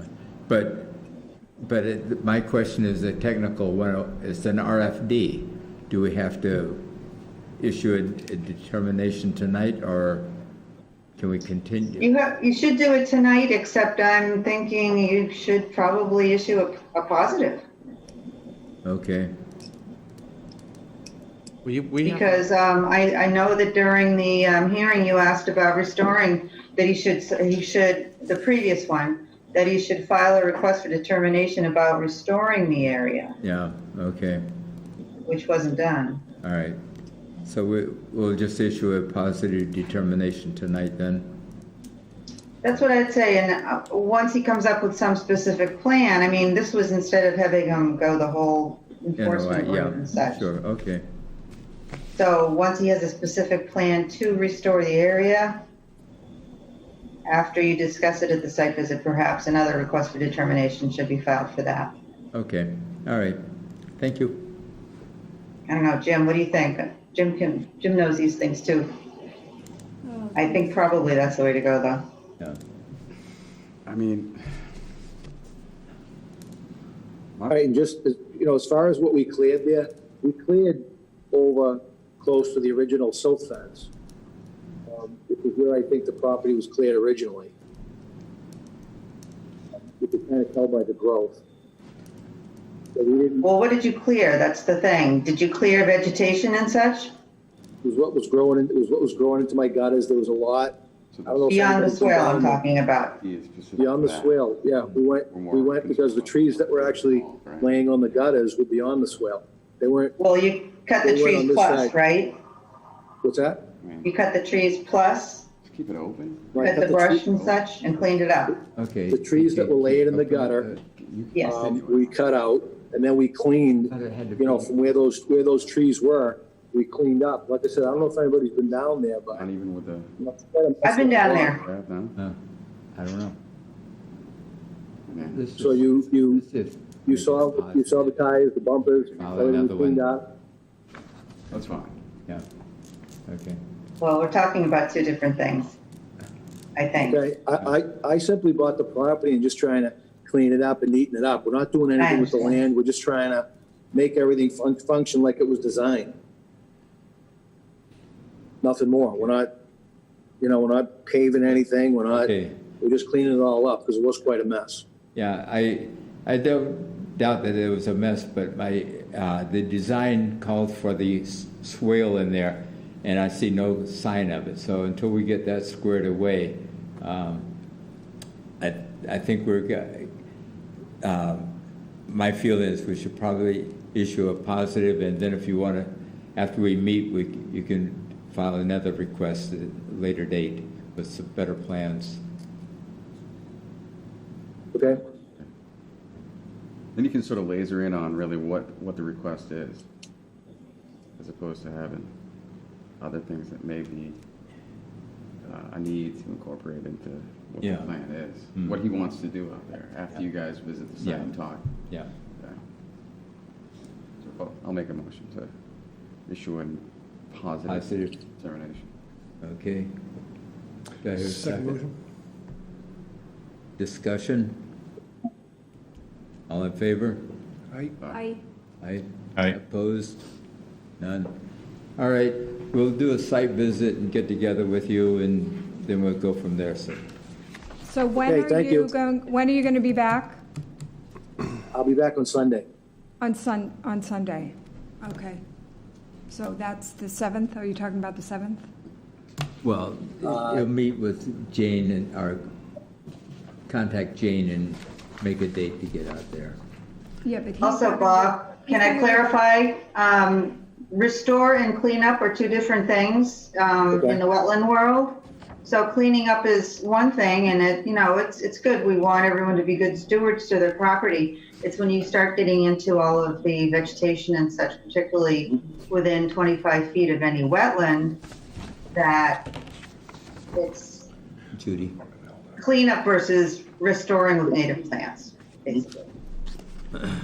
See, my Or allowing plan, native plants to grow. agreed, Jane. I'm going to be gone on June 8th for about a week. So I think Mr. Green's coming back on the 7th, and I'm going to Well, be gone on the 8th. Okay, I could meet in the morning on the 8th. Not leaving till probably the afternoon, okay, if that works. all right. Then I'll be gone a week. That work for you, Jane? Okay, Yes, yes. all right. We'll So set up I'll- a time, okay. So that, all right, Jane, so I'll just send you an email this week? As to time or what? For in the Yes. morning? Yep. Okay, sounds good. All right. Okay, Thanks a thank lot. you. Thank you. Thank you. All right, David. 335 South Street.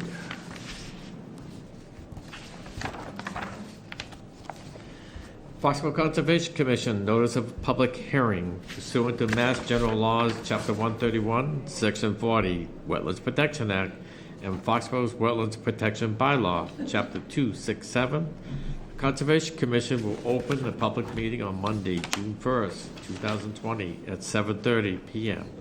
in the Gala Meeting Room, Foxborough Town Hall, 40 South Street, on a request for determination of applicability filed by Cassidy Badessa for construction of a 24 by 40 foot garage at 335 South Street, assesses map 153, parcel 35, within 200 feet of a riverfront wetland resource area. The application is available for public inspection at the Conservation Office at Town Hall, Monday through Thursday, 9 a.m. to 4 p.m. This notice also can be found at the Massachusetts Newspaper Publishers Association website. Thank you. Good evening. You want to tell us what your plans are? Sure. My name is Cassidy Badessa. I lived at 335 South Street for the last 10 years. I'm here to discuss with you all our concerns with adding a garage on my property. Our property abuts Morton's Brook. And before we started, I just wanted to make sure we didn't have any issues with anything. The proposed location is already yard, so there will be no trees or shrubbery getting disturbed at that point. There is a ledge that falls off, so there won't be any concerns with water going a different path or anything like that. Jane and Diana have been helping me fill out this application. I wasn't too good with it, so they were very helpful. I put a little blip in the WPA form of why we want to put it where we had it. There is a bigger shed on my property, kind of in the middle of the yard. So the plan is to get approved for this garage, which will offset it on the left, because it is a multifamily, so my tenants still need somewhere. We're trying not to put it in the center of the property, so they have the walkway to use. So if we're able to build a garage where we want to, the existing garage would be demolished, and that would open up a yard more for our young family and things along that nature. Okay, are you calling the quote, existing garage the shed that's there? Correct, yes. Okay. Okay, I don't know if you've got that new doorbell. You probably saw my face out there. I was out Yes. there. Yeah, I was at work, so and she was on a conference call all day, so we couldn't. Oh, okay. Yeah, we saw you. All right. The baby slept through it all too, so it was great. Oh, all the dog Even barking and with the everything? The dog, yes. Oh, wow. Wow. They knew I was That there. is some Sleeps just like me. It's sleeping- great. Oh.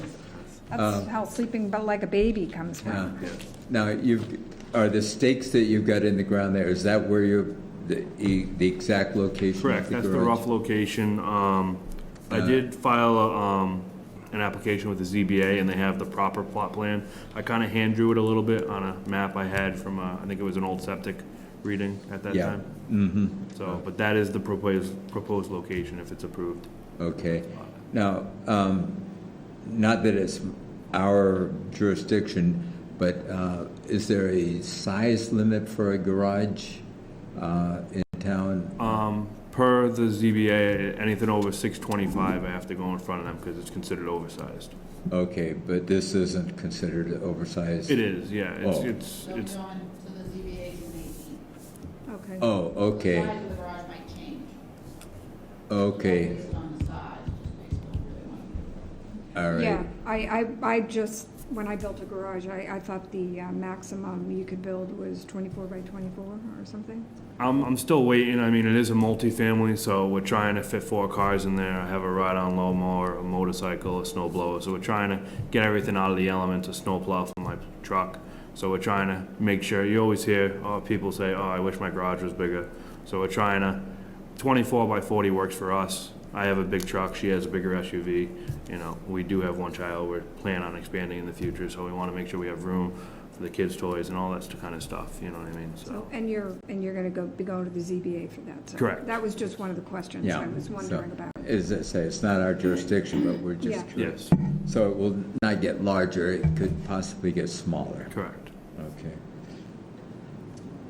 And as you noted, it's all grass there at the present. Correct, yeah. So are you planning to take any trees down or just? Not right now. I mean, we'll know more when they go, if we get approved, when they go to dig the foundation. I'm hoping there's no roots or anything, but we don't have no plans at this point. Okay. Well, there will be roots. I'm hoping, my point was, I'm hoping that we don't compromise anything by when we dig down. you know? Right, the big oak tree that's right adjacent, the roots are generally in the area of the canopy. Okay, So you're going to have roots in that area. And it is at the top of the bank. So hopefully, the roots are kind of evenly distributed.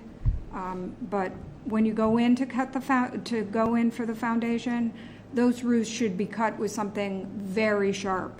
Okay. So that they shouldn't be done with like a backhoe where you go down and rip out the roots, because if you want that tree to live, you need to cut the roots with a very sharp implement, not okay, rip them.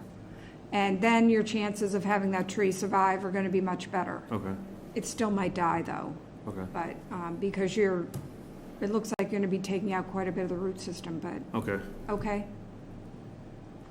But, I mean, it's good that you'll try to build it without taking the tree out, so that's, but that might help. Okay? Okay, thank you. Jim? Nope. Okay. David? Nope. Peter? Okay. Rich, any comments? No, I mean, I went out there today. I don't know. The land that he's proposing to put the garage on, it almost looks like it's been filled. Is that a natural hill? Do you know? It is natural. What happened was last year, we bought the house in May, and there was a lot of invasive bamboo. So brackets did come in and clear out a lot and refill it and reseeded it. So that's why it looks fresh this year. But all the way up to that garage, it was bamboo. So they ended up clearing it back to a certain point where we felt we could reclaim the grass. Okay. Like I said, we've been living there for 10 years, and when we first got there, it was pretty far back, but it slowly crept up, and we didn't keep up with it. So Yeah. brackets came in. Bamboo is very invasive. Yes. Even still, we're having some come back this year, you know what I mean? It's really bad. Yeah, I did see that, along the edge. Yes. You're gonna have to keep working at it. Okay. Thank you, Rich. Jane? Jane, any comments? No comments except for what you said. My concerns would be if the land was found to need to be altered as far as topography goes. And that would be a whole different story. If there's no alteration of topography and if it's currently in a lawn area, although if it's a new lawn area, I'm not sure about that either. Well, he just said it was the area that they cut the bamboo back on, so it's... Right, right. I heard that. Yeah, but okay. It sounds like a new lawn, so. That was always lawn. It was just, it wasn't cuttable lawn because of how invasive the bamboo has been over the last couple of years. But when we first moved there, I had my truck back there at a certain point. But when we didn't keep up with the bamboo, it kind of crept in and we kind of like, it was lost space at that point. The thing about bamboo is it tends to grow on fill. Well, it depends, it grows in disturbed area. Once it gets started, it's, Yeah, like, I mean, Tough to as get rid of. you guys, a couple of you went out today, you can see it's over that ledge. Yeah. So it's still gonna always come back. We know that, but, I mean, we're gonna handle it the best we can at that point. Okay. All right. so if you're going to the ZBA, when? June 18. Does that mean we had to wait, or I guess we have to, is this a request for determination? Yeah. I guess we would just do it Well, our negative. approval does not, But if the size changes, they'd have to come back, yeah. so. Do they? Diana just said, like, it's only, if anything, it's only gonna get smaller, right? It's not We're going to get bigger than the envelope. Okay, So, I see. yeah, Okay. okay. Footprint. Yeah. Okay, all right. Okay, so, I think we're good then. just the thing of it is, if it gets smaller, move it. Right. Towards the old garage. Yes. Understood. Okay. Somebody want to make a motion then? Sure, I'll make a motion to issue a negative determination. I'll second. Discussion? All in favor? Aye. Aye. Opposed? None? The negative is good, by the way. Excellent. For you. Thank you all. Okay, thank you. Thank you. Have a good night.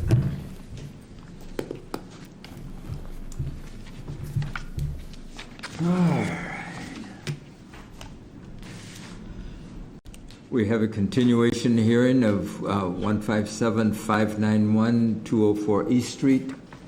Do we have anyone? Okay. Hi, good evening. Good evening. Can you hear me okay? Yes, Chris. Yes. This is Chris Lucas with Lucas Environmental. Can everyone hear me okay? Yep. I understand I should be able to share my screen. Is that, Yeah, should be able to, yes.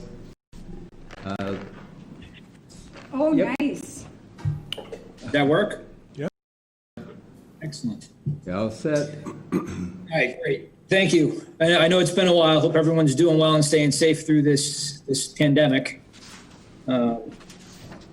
It's been quite a while. Glad to see everyone tonight, even if it's through video. I'm on the meeting here with Adam Brodsky, the attorney with Drummond Taccio and Morgan, and we also have John Novak here with us, the project engineer from Conoco. I think we were last in front of you almost 3.5 months ago, and we submitted a supplement following the few site walks and the meeting. Supplement number 3, we submitted to the board on April 8th. Hopefully everyone's had time to review it. In the spirit of moving this along, we've provided all the information that was requested dating back to the beginning. And the supplement, you'll see on the second page, we have a list of all the comments from the commission and a short response as to where to find that specific information if you're so inclined, what plan sheet or other reference we have. Following that, we provided some of the supporting documentation requested for the mean annual high water, additional information. So we re-summarized the water stains and the watermarks we collected. We also provided a detailed table of all the bank undercuts, including all the specific areas that the commission asked for. We provided a photo log to that effect as asked by the commission. We provided a discussion on the emergent marsh. And I think at this point, this was one of the major points of discussion, was where the mean high water line was located along the cart path and near East Street. So happy to get into all of that detail with the board if you're so inclined, but I'd just like to flip over to sheet 3 here. Sheet 2 shows the overall project site. The area we're looking at is here. Can everyone see my hand, the little hand? Yes, yep. Flipping to the next page, sheet 3, what we did was we updated the plan set. So we have 4 sheets for the ANRAD application in front of you. And with our supplement, we provided 2 figures. They're not part of the ANRAD set, but they do show the mean annual high water, the water staining, and the bank undercuts. So that's on record with the board. Mr. Chairman, I think you had made a comment about at the last hearing a while back, ask us why we were digging so hard on this area, which seems to be the primary and last issue of contention on the project. I think we still have a pretty significant difference of opinion on that than with Ms. Pierce. So what we've decided as a team is to take this shaded area. What we've done is highlighted an area here. This seems to be the primary area in contention. We have bank flag BF 122 here. I'm going to zoom in on this.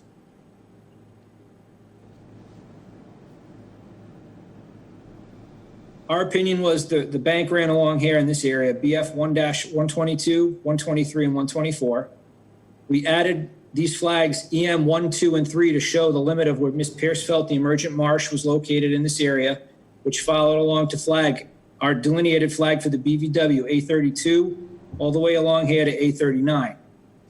So this seems to be the area in contention. This generally seems to be the area the commission feels is the mean high water. We believe it's here. So what we've done is removed it from the application. Our plans have been updated to show this area as not being confirmed, specifically just the mean high water line in this area. The applicant did mean it when he was saying that he would like to design a future project to address the commission's concerns. To that effect, we're hopeful that we can design any access roadway further up in this direction away from this whole area. That being said, if we need to revisit this during a notice of intent, we will, but at this time we feel that we're hopeful we can move things out of there. If not, we'll revisit it. But we've also shown the riverfront area not being confirmed in this portion as well. This way it'll give the client at least a sense of an approval for the rest of the site, so we have a locked-in constraint. The remainder of the areas, the mean annual high water line, the remaining BVW, the isolated wetland here, I believe we've all been in agreement on that. We still show the FEMA line per the FEMA mapping as required by DEP. I know there's been discussion, and we can get into that if the board would like, but we felt that several of the members, we believe, are satisfied if we read that correctly. But otherwise, at this point, we'd be seeking confirmation specifically for the inland bank mean high water line of the Canoe River from flag 100 to 122 and from 200 to 217, which will exclude these flags here in this portion. The associated bordering vegetated wetland with the Canoe River from flag A1 to A54, which will include this outer edge here of the BVW. The riverfront area as shown on the plan, excluding this portion in here, because it would have to be determined at a later date for development based on this area, if necessary. Bordering land subject to flooding is shown per the FEMA flood mapping and flood profile data.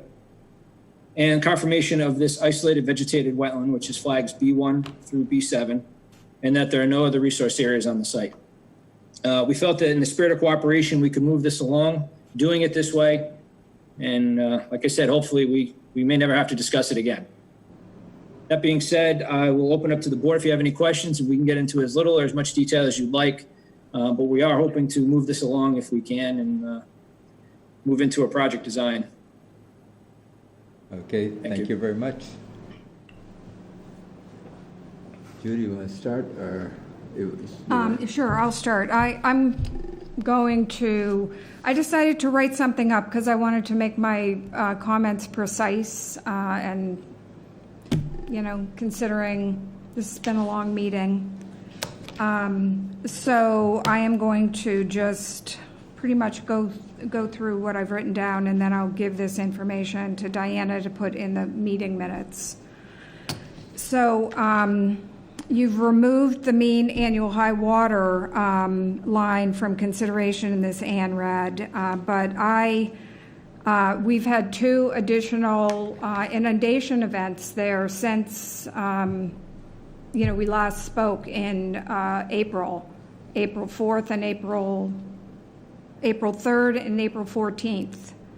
So, Jane and I have worked hard on getting this record together. I would like to have these 2 additional inundation events submitted for the record. I'll do that right now, and, it'll be in the record of these minutes.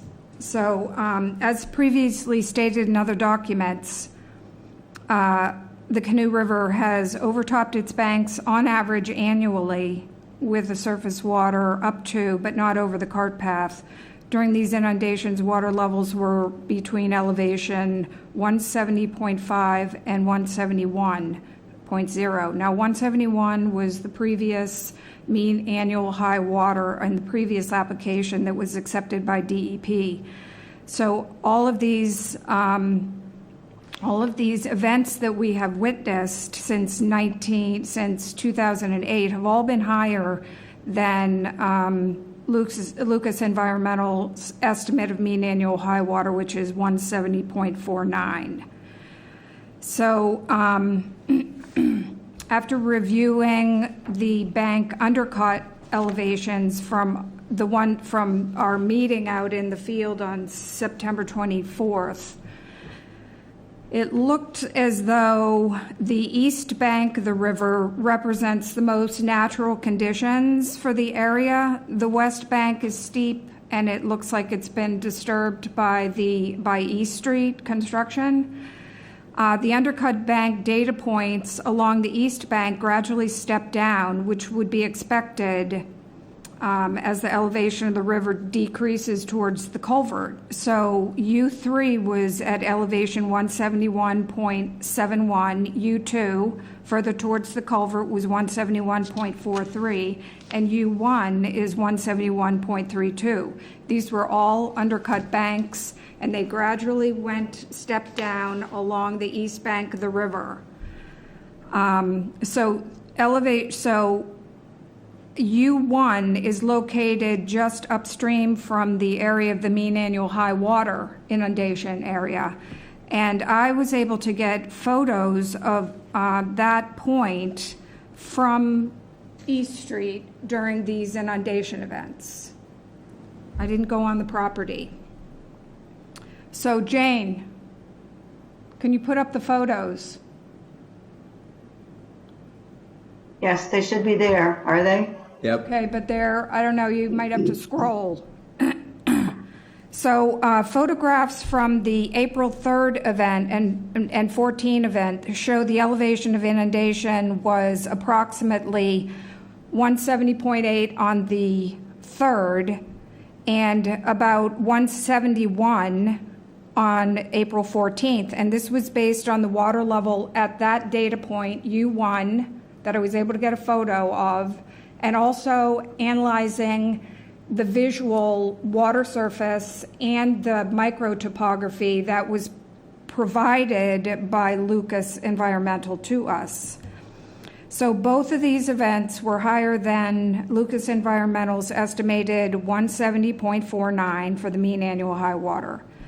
In addition, the photographs show inundation on the river side of the cart path, but not on the other side of the cart path on both these events. And this indicates that the surface water that you're seeing on the river side of the cart path is inundation. And it is not groundwater as was alluded by Lucas Environmental. So if it was groundwater, you'd have elevation, you'd have water on both sides. Okay, so the inundation that's been observed at least annually, on average, since 2008, were higher than LE's estimated mean annual high water. And there were probably a lot more events that we didn't even know about and didn't photograph because, you know, maybe Jane was on vacation or I wasn't around or something. Therefore, I would expect that the mean annual high water elevation, I have to take a step back. The frequency of a mean annual high water is estimated to be 2 out of 3 times a year, not annually. It's less frequent. So I would estimate that the expected mean annual high water elevation would actually be on the higher end of what we've observed, because these higher frequency events these higher elevation events would occur less frequently. So that leans it up towards the 178, 170.8, 170.9, 171, kind of the higher range of what we've seen. Okay, so the removal of the mean annual high water elevation from the ANRAD is an unusual request, and it's needed to determine riverfront boundary and calculate impacts and under the Wetland Protection Act. I would prefer to have this completed now rather than revisit this issue again at a later date. We've gone through so much. The information that we have here all now is all very current.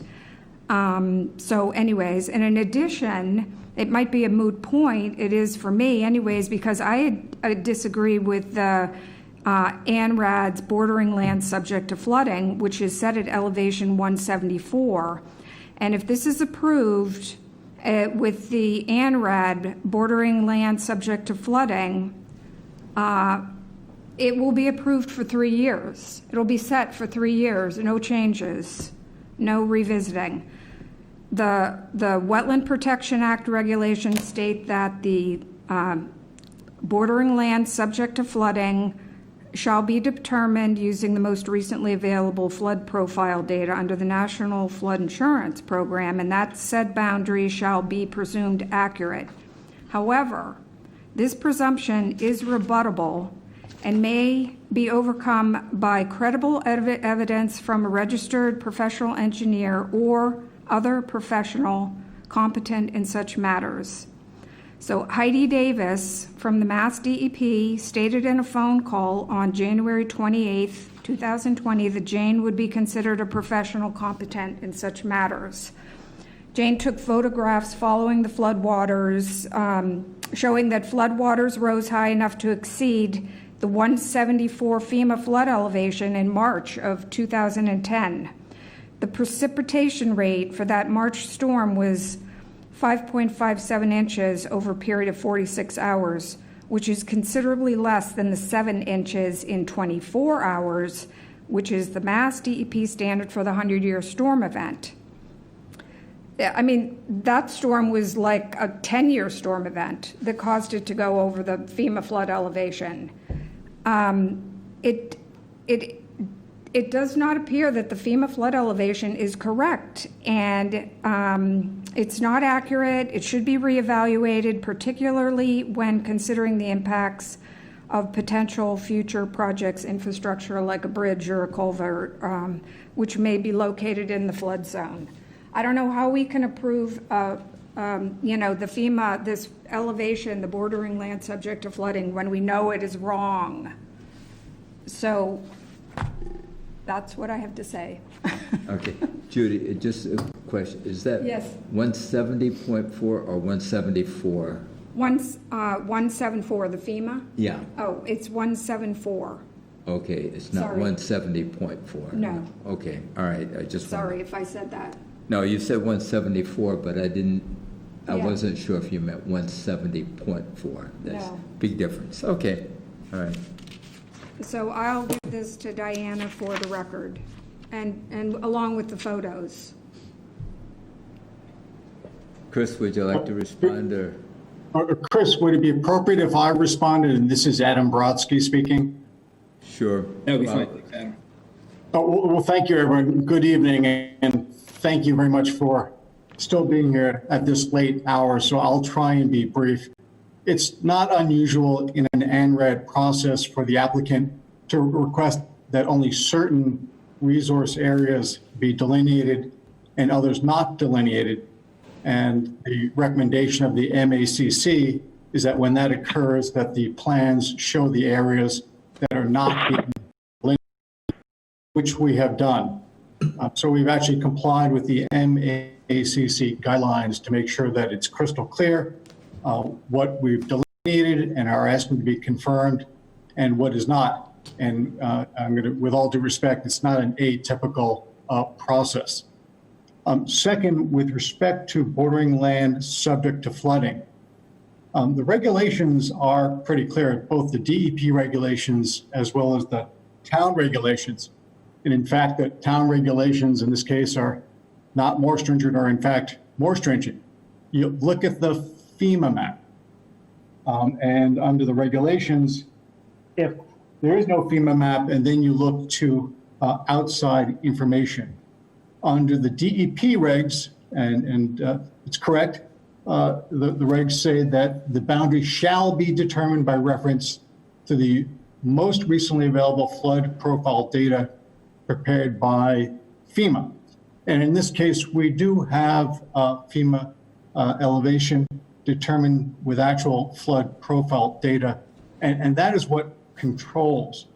And that presumption it should not be rebutted in this instance. And I should, and this is the point I really need to make, is that the presumption is rebutted and can be overcome only by credible engineering evidence. If you actually read all of the case law in cases dealing with bordering lands subject to flooding, the evidence is engineering evidence. Observations of flooding events are insufficient in order to meet the burden to overcome the presumption presented by the maps. I know that there's some concern regarding the accuracy of the FEMA maps in Foxborough, but the solution to that problem is another exercise. There's nothing whatsoever to delineating bordering land subject to flooding on this site, which has been done in strict conformance to both the DEP regs as well as your local regulations. So bordering land subject to flooding has been accurately delineated in this ANRAD filing. And Chris can probably, or John can provide a more technical explanation, but I just wanted to make sure that you understood that what we did is what's required by the regulations. Okay, thank you. Jane, do you want to comment, or you want to wait? Not really. When I researched this before, we found that the FEMA, I can't remember exactly because I don't have it in front of me, but the FEMA flood profile was from a 1978 or something like that study that used computers that at that time probably were about the same size of a house. And there was other language that made it sound like it really needed to be updated, but this is so far out at the edge of the town in an area that is somewhat upper watershed and goes through a lot of conservation land and doesn't affect a whole lot of houses right now. I guess it was never updated for that reason. It just seems wrong that we have documented evidence that it overflowed the roadway at least a couple of times during a 10-year storm. Doesn't make sense. Okay. I have to say, I go with Judy. It's just doesn't. It's not logical. I've said it before. All right. Any comments from the board? David? Peter? I have nothing to add, no. Jim? No, thanks. Rich? No, nothing to add. All right. Jeff's there. Oh, okay, Jeff's back, all right, Yeah, I'm back. okay. Yeah, I don't have anything else to add either. All right. So what's the procedure? Do you wanna, Chris, you wanna, or did John wanna say anything? This is Chris again. Okay. I guess I would ask at this point if we could potentially poll the board to see if you find the revisions we've made adequate. I know it's been a lot of discussion on the floodplain. I think we'd like to know where all the board members stand on that point, as well as if the other revisions we've made are acceptable, particularly, we have the right to remove a portion of it. We felt it was appropriate to move this along. I understand Ms. Johnson's concerns about having it resolved now, but, potentially we may not have to revisit this. Seems like it would save both the town and the applicant a lot of hassle if we could move this along and avoid an appeal process. So we thought this would be a fair way to compromise on that point and revisit at a later date. So I think we'd like to poll the board right now and see where you stand, if you'd be favorable to approving the ANRAD as shown with the areas removed, as Conoco has indicated on the plans, with the female elevations as shown as well. All right, before we do that, I'd like to see if there's anything from the audience. Any comments? Nothing? Mr. Hunt? Okay, all right. Anybody satisfied with the? Well, after the explanation about the mean annual high water, this not being unusual, I would be okay with having that section removed, but I would also want the bordering land subject to flooding to also be removed. So it would have two of the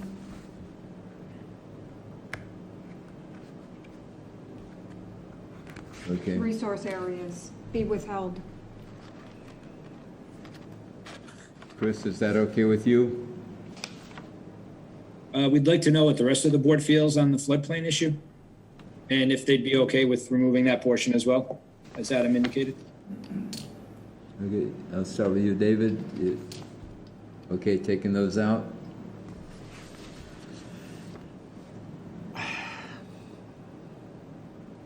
I thought they only wanted to take the finger out, Yes.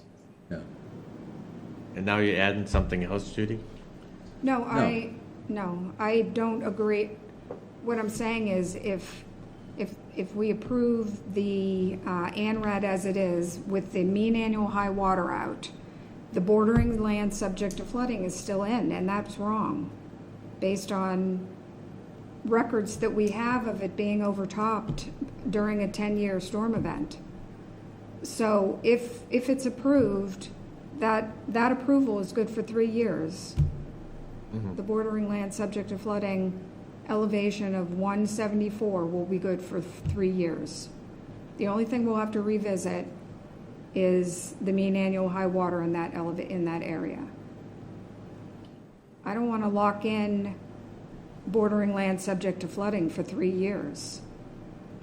Right, so this is Adam Brodsky, and we're very confident of our delineation of the floodplain. So we're just trying to get a sense from the other commission members whether they're also comfortable with that. We'd like to keep it in, but we'd like to hear your opinions before we move forward. Okay. Are you satisfied then, David, or you?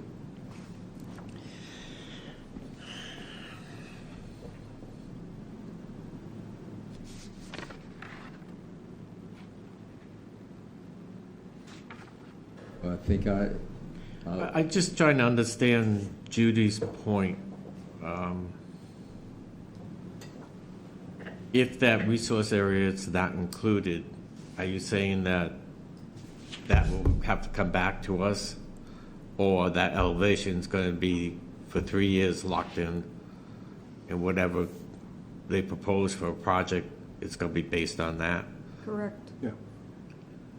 Versus, If they pull it out, when they come back with the NOI for the construction, then hopefully it's out of the operation.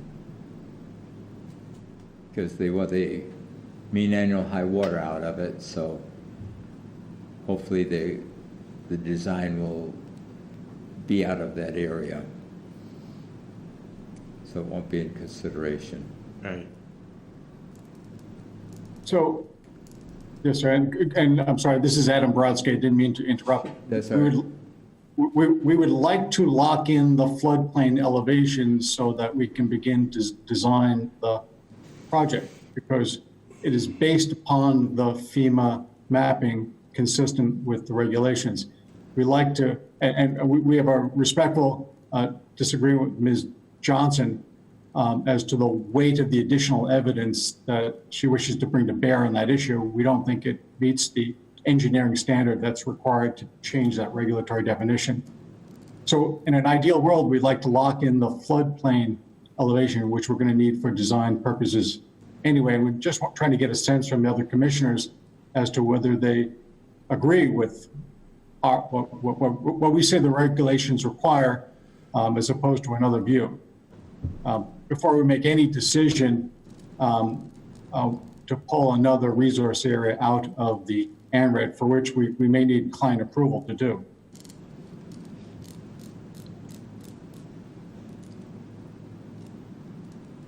Just to add one more thing, our town engineer and DPW director have been asked to do a engineering calculation for this location. And it hasn't bubbled up to the top of their must-do list yet, but it is waiting in the wings to be done. Yeah, but how long is that going to take? Just another piece of information, Bob. I have no idea. Yeah. Chris Gallagher just emailed me about it today, and he said that they plan on looking at it. I did ask him a while ago, to be fair.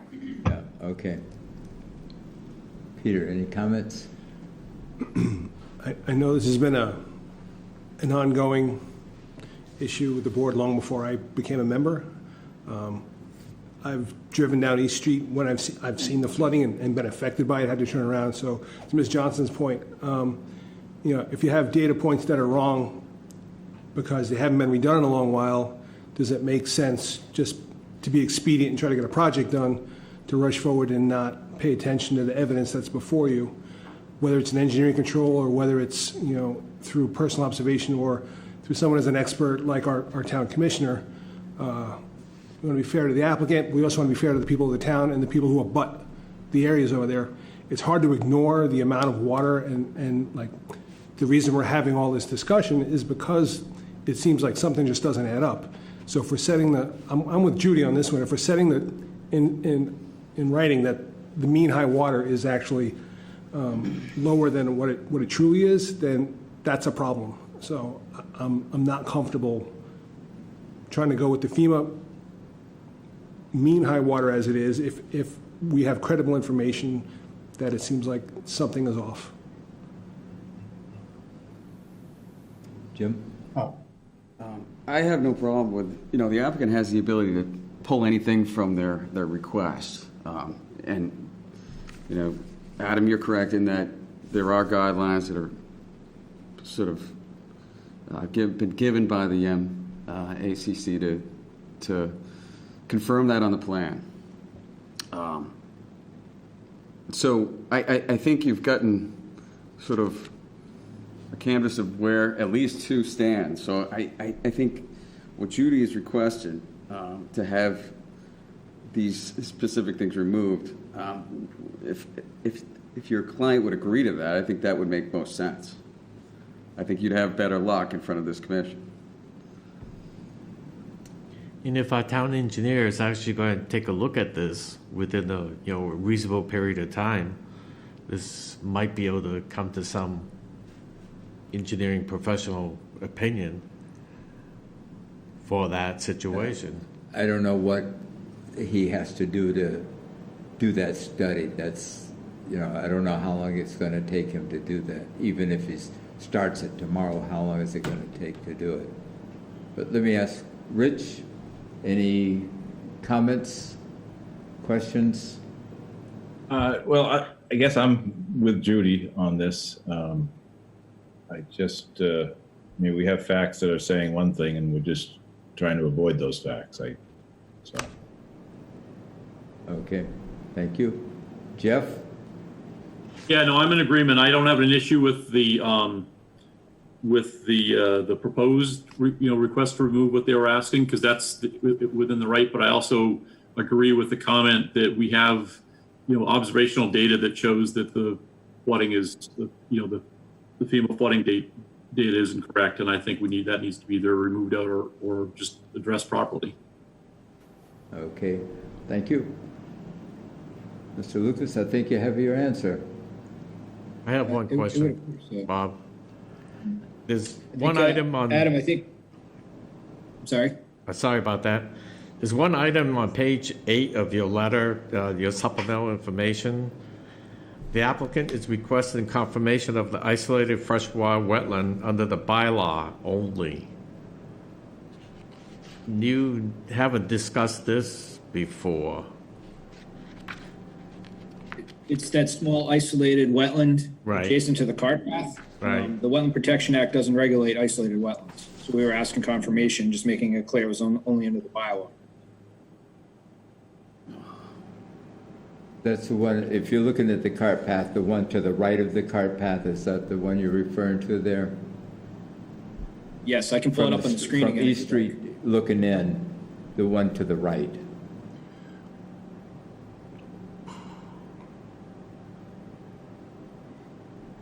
Would you like me to pull my screen up again? You could, yes. Not too much trouble.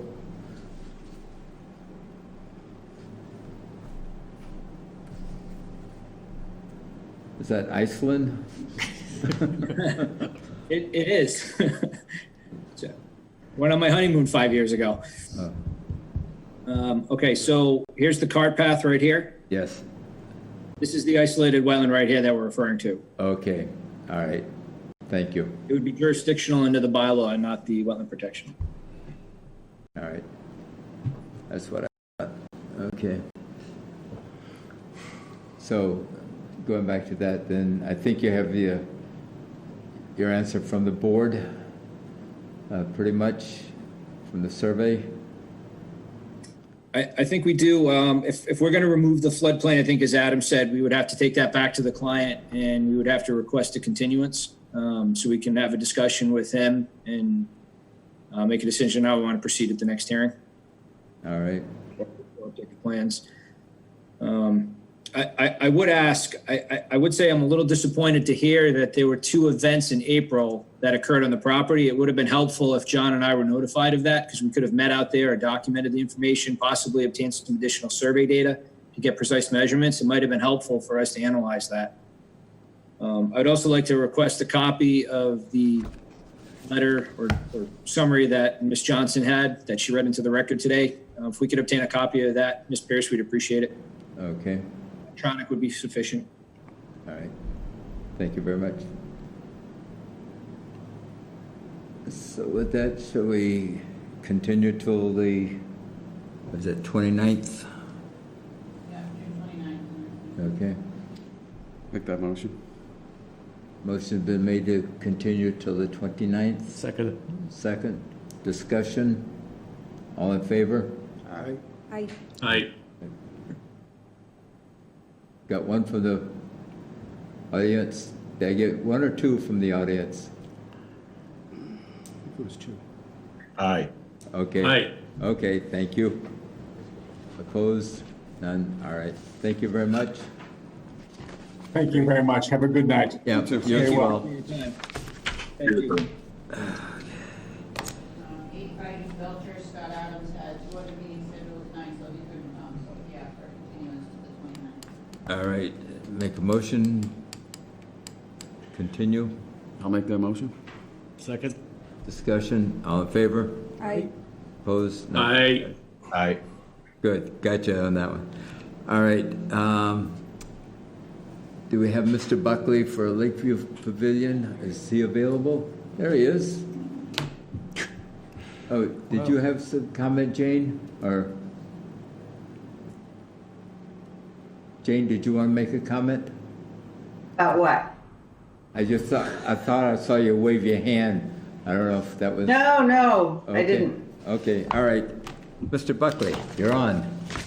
Mr. Chairman, ladies and gentlemen, good evening. For the record, my name is Bill Buckley, and I'm here representing the applicants, the owners of Lakeview Pavilion. And what I'd like to go over with you this evening is an informal discussion on a notice of intent that we will be filing shortly for improvements on the property. For the most part, it has to do with activity to be done on the north side. So I'm going to try and share my screen here.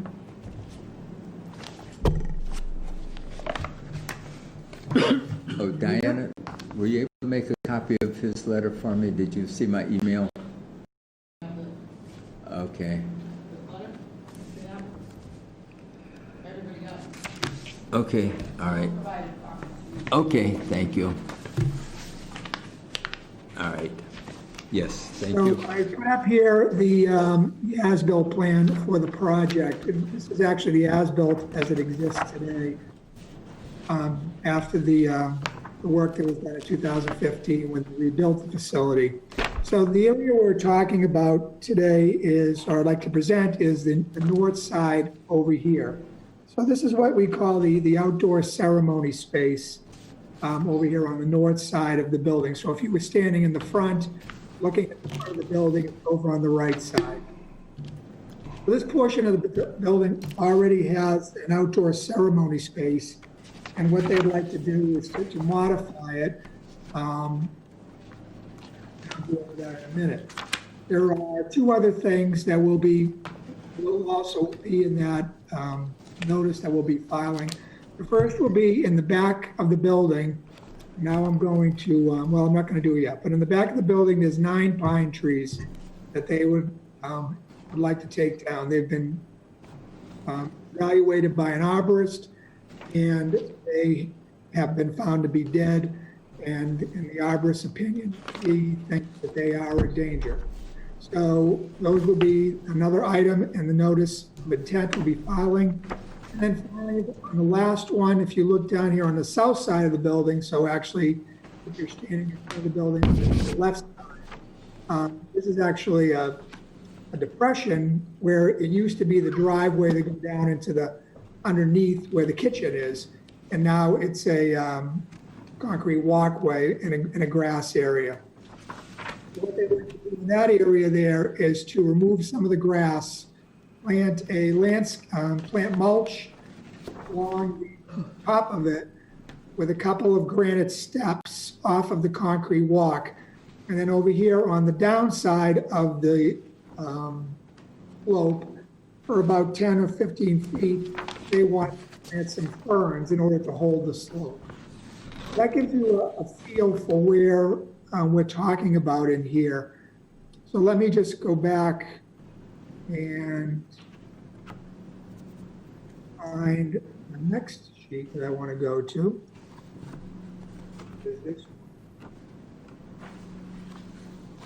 And what this is this is a drawing that was done by the architect. And before I start this, let me just say that the reason they're looking to do this is because, of course, their facility has been closed now since the middle of March. So they have not any activities. And right now, at best, they think they're going to be able to open August 1st. So they still don't know if they can even open August 1st, and they don't know what their business is going to be like. So they might, like restaurants are being told, 25% or 50%, or whatever the number is. They're trying to plan for the future here. They're looking at different options of how they can run their business. And one of the options they came up with was making better use of the outside of their facility. Currently on the right side, as I just discussed, is there is an area out there. There is a gazebo out there. And I don't know if you remember it, but as I showed you that drawing, this area all in here is landscape pavers, and then there's a landscape paving walk that goes back and out to the parking lot. It doesn't have this area to the right as you're looking at your screen. That's the area in that. But so what they want to do is they want you over here on the left side as you're looking at the drawing, and to the left, far left is the lake, of course. They want to fill in this depressed area and take out the pavers and plant grass.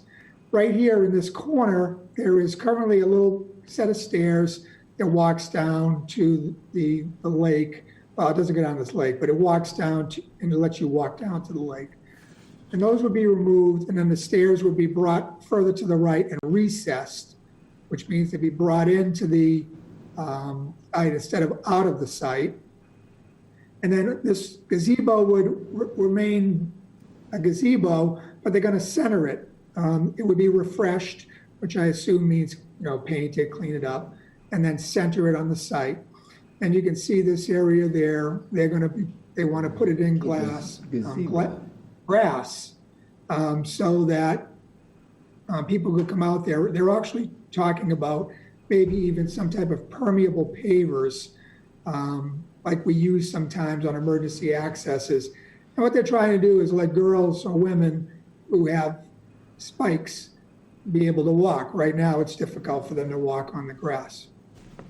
Then in the right here, as where I'm pointing, this area would now become, have landscape pavers, and then it would be a seated area. And if you keep flipping through the drawings I gave you, you can see some of the, how it's going to look. So this would be from the parking lot. This would be just coming in from the parking lot and the walkway. The next drawing would be walking in further. You can see the seating on either side and the gazebo down the end there. And this would be kind of standing at the wall, which is there already, and looking back at the gazebo. So what I want to do is go back to this drawing and show this to you a little better. It gives you a little better look, I think, of what's going on. So this area already, there's already a wall around it. It's a stone wall. So you get about here, and then it's a block wall that goes maybe to about in this location here. So the work would also involve raising these walls. Raising, when I say raise, I don't mean knocking it down. I mean raising them. This wall has some damage on it as well. So, but the walls would be repaired, raised in the same area that they are. They would not go beyond where they are now. And in fact, none of this work is beyond an area that is where it is now. You can see the 100-foot buffer zone lines. So here's the 100-foot to the lake, and here's the 100-foot from this wetland over here to the north, which is actually conservation land now. That was given to the town as part of a project. So this is the activity of that. No tree removal beyond the wall. There's a couple of trees up here in the north, an 18 and a 22-inch deciduous trees that are right on the edge. Those would not be removed. We put some erosion control on the outside. In the back here, you can see better. What we've done is we've circled the trees. If you get a chance to go out to the site, we did a site walk a week or two ago with Mr. Bodie and myself. The trees are flagged. They're pine trees. In my letter, I included a letter from the arborist. His opinion that they needed to be removed because they're dangerous. They lose their ability to stand up, they slow down. What we're proposing is each of those trees will be removed, will be replaced with a mix of trees. These three types of trees are picked by the landscaper, and for each tree it would be removed, that tree would be replaced. tree would not be taken out by the roots. It would be cut down to the stump, so the stump would remain so that the slope would be stabilized. The trees would be removed through a crane in the front. There's no way to get back there. There's no way to take them down by having a lumberjack up there. They think it's just too dangerous, so they have to go through the very, very significant expense of bringing a crane in and setting it in the parking lot and actually reaching over the building. Tree Tech does not even have the type of, doesn't have anything big enough. It has to be a special order, but they have to go to an actual crane company to get the size crane they need. Wow. Down here on the southern end here, again, I'll zoom in a little bit so you can see a little better. This area down here, it's for the most part all lawn, even over the top of the ridge here a little bit. So what we want to do is we want to cut this back, put in some mulch. So mulch would be all in this area here. This says new pine, new oak. It's actually, they're already there. They're not new. When I was reading the landscaper's plan, he didn't write down new. But they're there, so he wanted to make sure that they were pointed out. So they would stay there. And then along the edge here, if you stood up there and looked over the edge, you can see it's kind of washed out. So he wants to plant hayseed and fern on the slope, and I know slope is spelled wrong, in that area there. And then in between would be, he wants to put some steel edging in that area separate. There would be 3 granite treads. Again, granite and treads are both spelled wrong. I don't know if I'm not an English speaker. But that area where we go. So right now you walk in off the parking lot. This is where all the supplies go down to the basement, the kitchen. When you walk there, now you can walk up a couple of granite treads, and they're on the top, get a nice pretty picture of the bride or whoever in that area. That was the purpose of that. When we did the site walk a couple of weeks ago, we walked along the back here, and a lot of work, there was a lot of thought put into the back here, this slope along the rear. When we did the original reconstruction back in 2015. So a lot of the ferns, I think there's 1,000 ferns that are supposed to be planted there. And to my knowledge, Jane's, I think, jump in if I'm wrong, but Jane told me that she'd actually seen them planted and they were there. They're gone now. They're dead or they're gone. So that area was not maintained. And then the other item was there's activity taking place down along the water where brush and, small brush, it looks like maybe some small trees have been cut where they weren't supposed to. There's a path down here, which we've shown, this little 3-foot path. There was no activity that was supposed to take place on the outside of that path, the water side, and there had. So what we did is we got the landscaper, who was a new landscaper. The other landscaper was relieved, and we went over with him in detail the plan, the landscape plan that was approved by the commission back in 2014 or 15. And I asked him to call Jane and coordinate with her in order to get that slope back to the standard it needed to be. What we discussed out there was that work needs to be done, or at least started, prior to us receiving any approvals in order to do additional work. So we've had the guy out there. We talked to them. He's coordinated. I talked to him again today. He's looking for these ferns, whichever they were. He's having a hard trouble finding them. He's called like 3 nurseries. I gave him another nursery or 2 to call. He's going to. But in his mind, he doesn't think, unless he can find these, that he's going to be in there till the end of the month, which is the end of this month, June. So, but that is, where we're at now. What we do want to file, we will file this week probably for the work that I was talking to you about. And the reason I wanted to come in and talk to you about it was to familiarize you with it, get input from you now, and hopefully have you think about it. Because what we'd like is we'd like to expedite the permitting, because again, the facility becomes at least August 1st.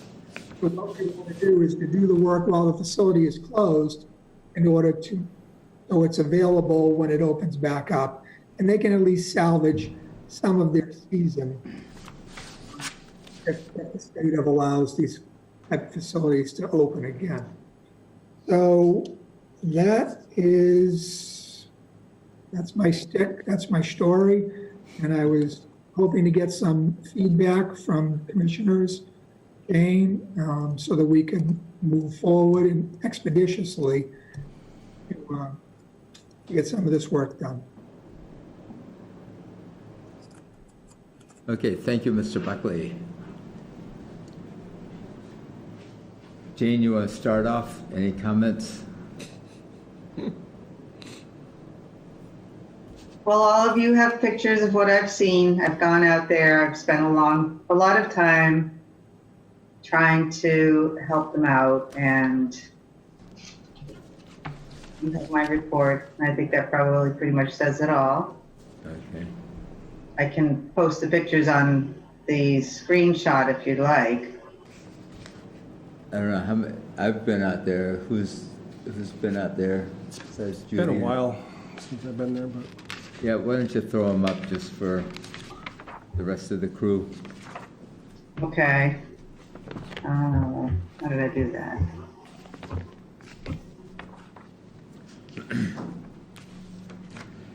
Hold on. Let's see. Oh, here we go.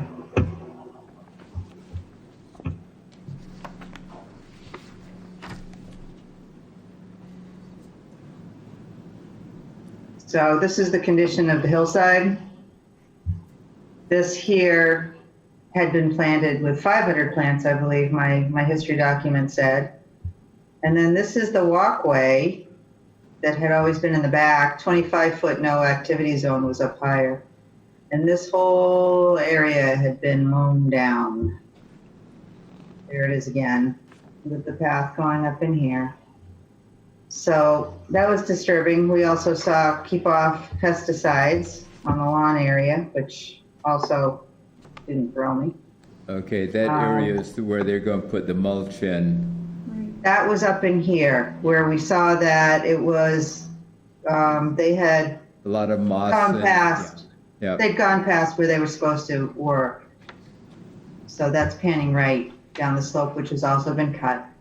And I'm trying to grow grass in an area that is all shaded and inappropriate. I mean, it just isn't a good place for grass. Yeah. So. Yeah, and this area here had been marked as the 25-foot no disturb also. So there you have it. That is why it's the work, some of the work that we're proposing down in that area is based on what we talked about. I mean, as we did the walk, I had a very different discussion with you guys because we had a very different vision. And then after discussion with some of the commission members and Jane, they went back and said, okay, how can we remediate some of these things that were problems? So taking out the grass in that area, putting in mulch, putting in ferns.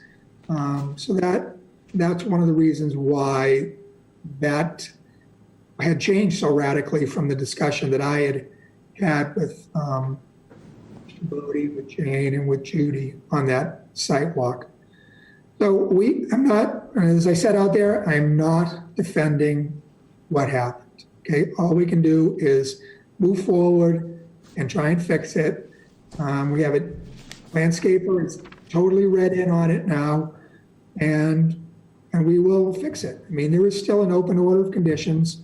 We need to, if we ever want to close it or get a certificate of compliance, we need to make that work. So in that particular area, I mean, that's not part of this order of conditions this notice of intent that I'm talking about. That I was just talking about fixing that as well. And one of the things the landscaper did want me to talk about, though, is he doesn't think we're going to live if we don't get some irrigation down on that slope. So, right now they have it up on top where there's right next to the patio, but he doesn't think it's going to work just because of the density of the trees, excuse me, and the length of the throw for the heads. So he wanted to put some sprinklers in the slope, and he wanted me to ask about that tonight too, if that would be an issue. Personally, I don't see why an irrigation system in the slope would be an issue as long as it was done, smart. It only goes down 4 or 5 inches. And the trees are being removed. Those trees. They're proposed to be. Yeah, the 9 trees I'm talking about, right? Yes, but there won't be a density of trees anymore when they're removed. Well, we would plant trees to replace them. So you're right, they're going to initially only be 10 foot high instead of 50 feet high, whatever those are. But, that's what we'll replace them with. I mean, and we'll work with you based on the type of trees. That was his recommendation. But if you want to plant something different, I don't really care. Okay, so the trees that are on the plan here were recommended by the new nursery guy or gardener or whatever his name is. Mike Freiberger, I think. Freiberger. Okay, he's the one that recommended these then. Yes, he's the one who put them on. Yes. Okay, I recognize a couple of them as being native, but I don't recognize this Caroline Silverbell as being native. So I'll just have to look at these and see if they're appropriate for the conditions. That's fine. That's And, again.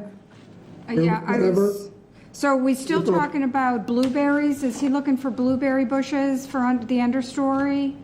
Or is he going back to the original plan, which was ferns? So Jane, jump in here, because I asked him to coordinate directly with Jane, because why go through me? But my discussion with him was the fern. I thought he said 1,000 today, but whatever the number is, it was ferns. Okay. And he was going to revegetate that slope with the ferns as shown on the plan that was approved back in 2015. They liked, the owners liked the idea of the nice floor ferns. The what? A floor like a slope, just completely ferned, because it's more of a neat, consistent look. Of course. Okay. Well, okay, so if we're going back to ferns, then they're going to have to figure out how to water them and maintain them until they get established. Because they're just not going to grow there unless they get watered on a regular basis. So. Oh, that's what and Bill said, you said something about putting in sprinklers on the slope. Yes. But when we discussed it, they were just going to add more sprinkler heads up along the base of the deck. Well, that was a discussion I had with him today again, is he doesn't think that he doesn't think that's going to work. He just doesn't think there's going to be enough, I don't know what the correct term is. It's not going to throw the water far enough. He's not going to get the coverage that he needs. So he wanted to put another line down the middle of the slope so that he can water these things and they'll live. Well, they could always put in a hose and a sprinkler system, a temporary sprinkler until they get established. Yeah, I mean, Well- those drip lines. Yeah, that makes more sense. I think it's unrealistic. Look, I always want to do things that are low maintenance. So if we want to maintain the vegetation on that slope, I think that the best way to do it is to run a sprinkler line down there. And then that way, it just goes on a timer and it waters itself. You're not relying on somebody to go down there and hand water it or remember to move the heads or, and really what damage is it doing? I've never, ever in my life that I can remember put in a notice of intent. I was applying to put in an irrigation system because it's just so innocuous. Yeah, my only concern. Not on a hillside like this that's so steep. Yeah. And we were discussing when I went to meet with the landscaper, he wanted to clear the whole slope to clean it up before he planted. And I said, no, just dig a little hole for each plant by hand. Because it is a very sensitive slope. And once you start monkeying with it, then that's when the erosion problems are going to really start. The other point I'll raise, I mean, we're in a water ban right now, which is the first order of business we had with the wells. Like, we can't do any watering until September, they're talking about right now. So those of us that plan anything, we're all like, what do you mean? Like, we can't even handheld water right now. So just bear that in mind as he's talking about putting in irrigation for the summer. That's a good point.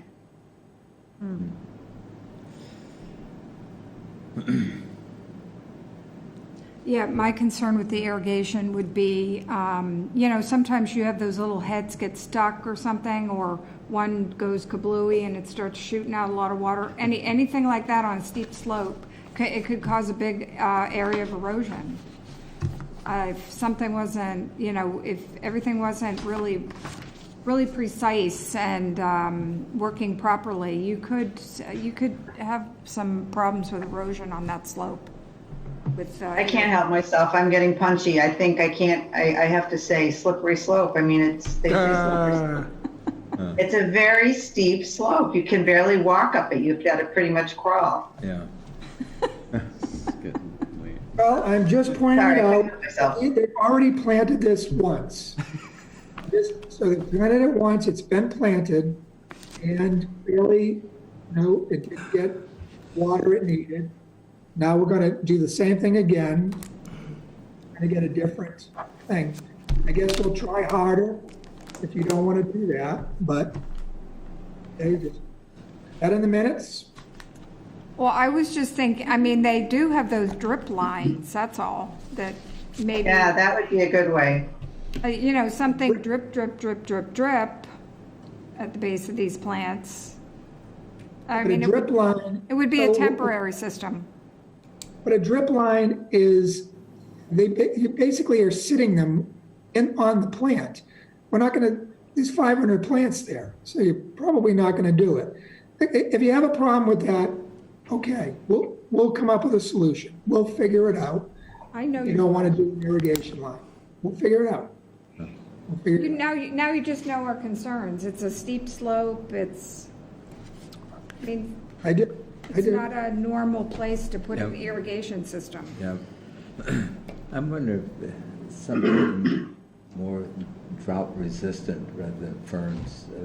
I guess they want the ferns. I thought blueberries would be good. Blueberries are I nice. mentioned that at our meeting, and Eric seemed to think that they would prefer. I walked them over to the natural side as well. Eric seemed to think that they wouldn't like the blueberries so much, that the ferns would be more in keeping with their aesthetic. What about a ground cover evergreen type?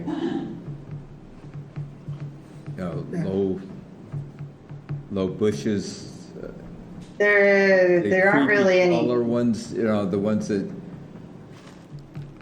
go all over. I don't know the names of them, but. What are you thinking of? I don't think it's a natural. What are you? It's not a native Not native? planting. Okay.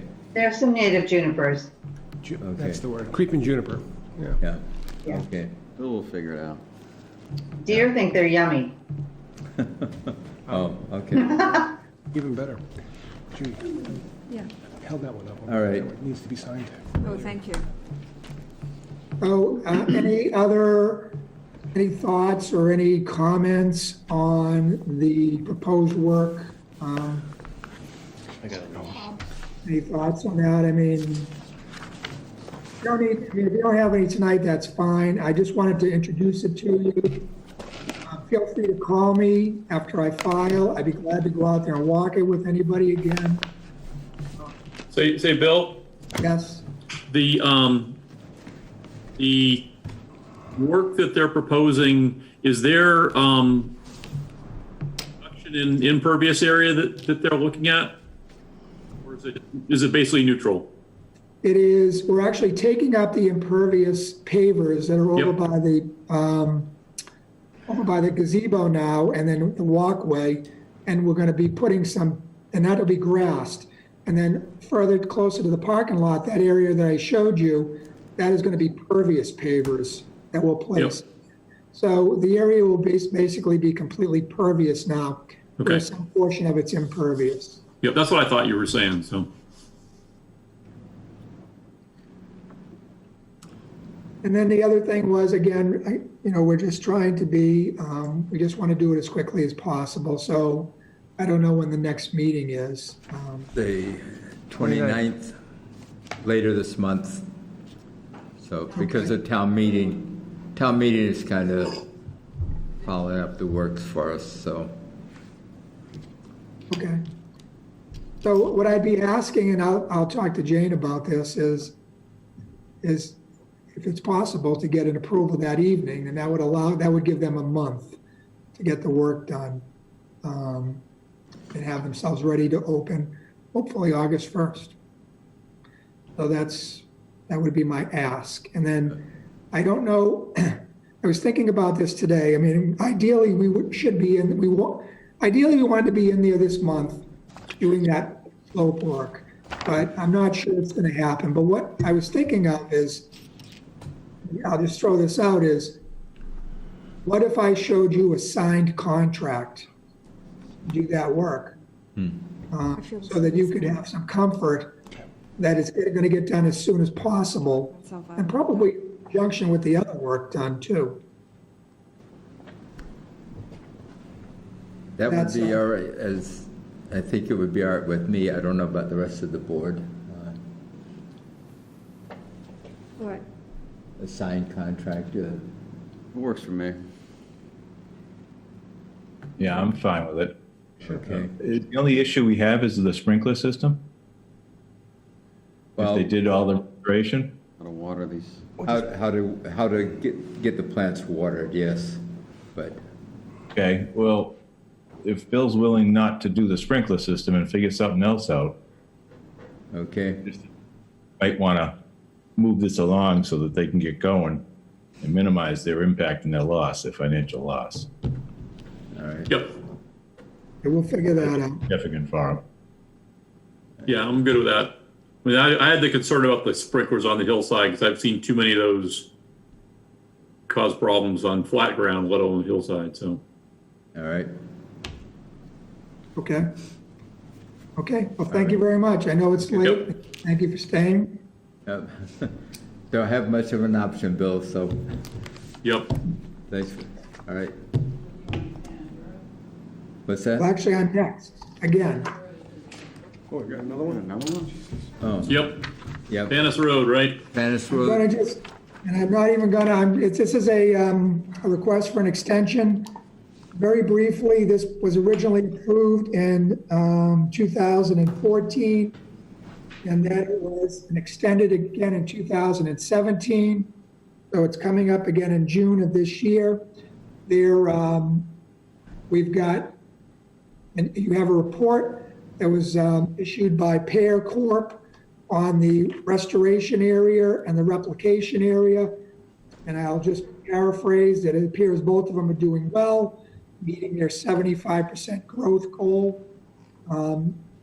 We still have at least, I'm going to guess, well, who knows what's going to happen with this economy now, but the second building is going up as we speak. And with a little luck, the third building will be going up later this year. So I would think that this would be the last extension we would be asking the commission for. That gives us a couple more years to monitor these wetland replication and restoration areas. And we actually have another one to do over on the right side as you come into the site, which was actually 10 Panis Road forever ago. So that will also have to be done within the next 3-year period. Jane, do you have any comments, reason why we should not extend it? Well, Bill, I thought that you said that it had expired. No, that's Lawson Farm. Oh, Yeah. okay. No, I don't see any reason not to extend. How much longer would you need?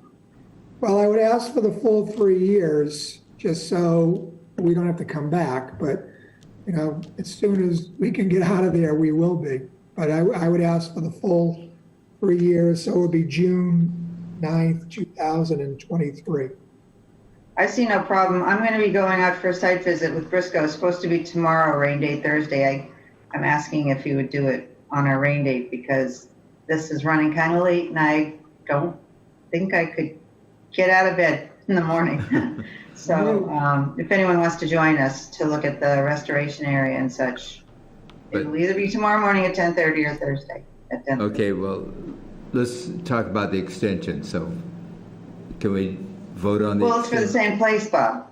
I thought you were meeting on the other one on Panis. Okay. All right. No, 45, the 35, Okay, the 45 all right. Panis with the restoration area. All right.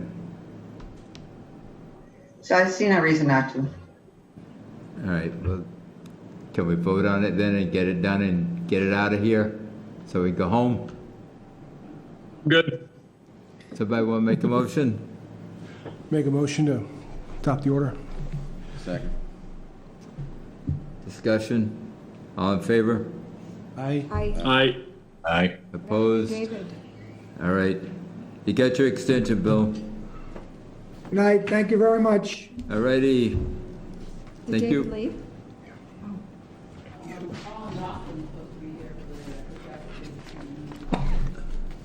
What's that? Oh. Oh, okay. Doesn't look like it. All right. Anything else? Yeah, I mean, I was told to stick around for the Cohasset extension. Oh, Oh, okay. okay.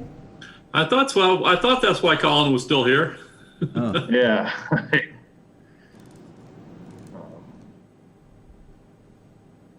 So I didn't know, we can just talk about that oh, okay. briefly. Briefly. Please. All right. Please, go. So, I mean, nothing has changed. We're still managing the variable milfoil up there, the invasive plant. We're not touching any of the natives. This year is particularly bad for some reason. We already did treat, we got the permit from the state, but the order is due to expire, so we're asking for a 3-year extension. okay. Jane, any comments? You had some, They're on my agent's report. okay, you want to, Yep. did the client see what your agent's report said? Yeah. No. Okay. But every time they ask for an extension, the commission tells them you have to file this, this, and this before you have a treatment. And they stress this over and over again. I went back and I looked at the history, and they did it last time. And we did not receive anything for the past 3 years until I asked them recently, or I think they were asked to do so recently. So I assume that the lake actually was not treated for the past couple of years. So I don't know what to tell you guys. I'm really rather disturbed by this. Yeah, I mean, I mean, it's not my project. I'm just covering for someone because I thought I was. No, I'm not saying that. It's the Lake Association is responsible. Yeah. They're relying on Solitude, but they're ultimately responsible for complying with their order of conditions. Right. Yeah, I mean, definitely need to do better in the future, moving on. I know we do all these reports and we send them to them. Maybe we just send them to you directly in the future. Good idea, but it's been a chronic issue. So I'll leave it. Yeah, no, I understand. I'd be inclined to say no extension, come back and refile. Just my opinion. I'm not a voting member. Gets old. Okay. Follow her lead. And I'm tired and cranky, obviously. Aren't we all? Okay. Rich? Any comments?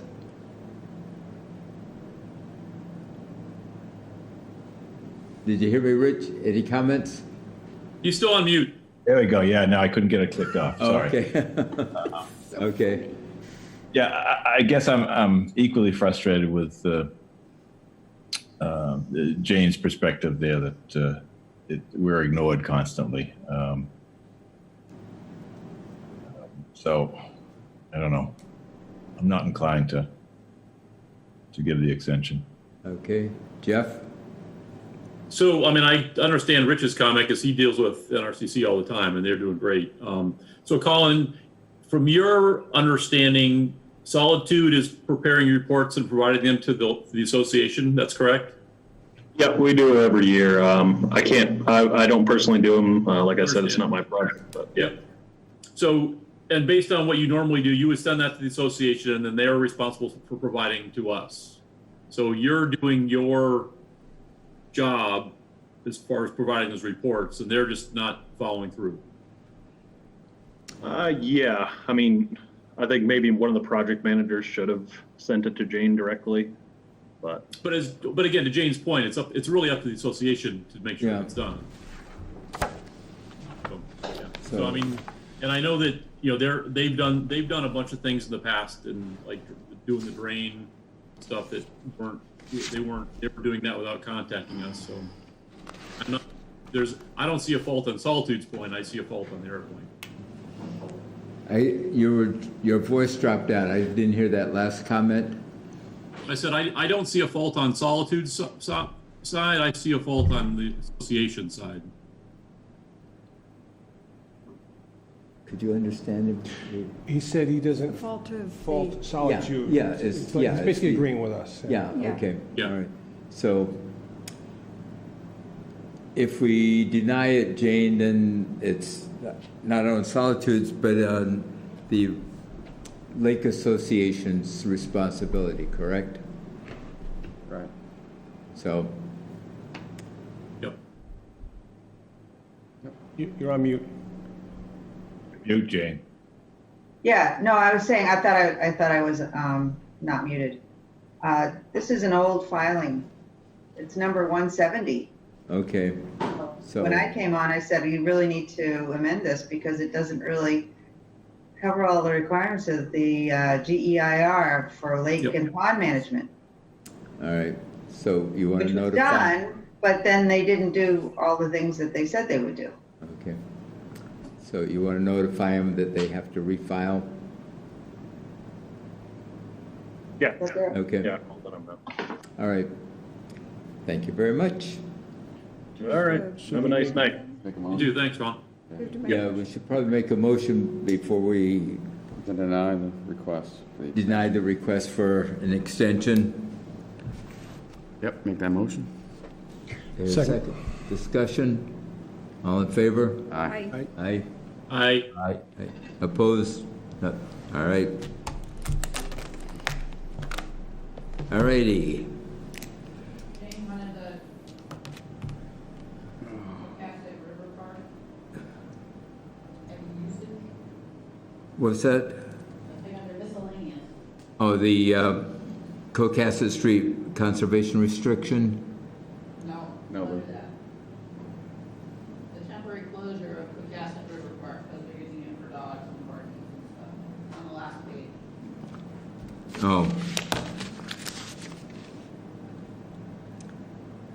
Okay. So Jane, tell me what you're proposing.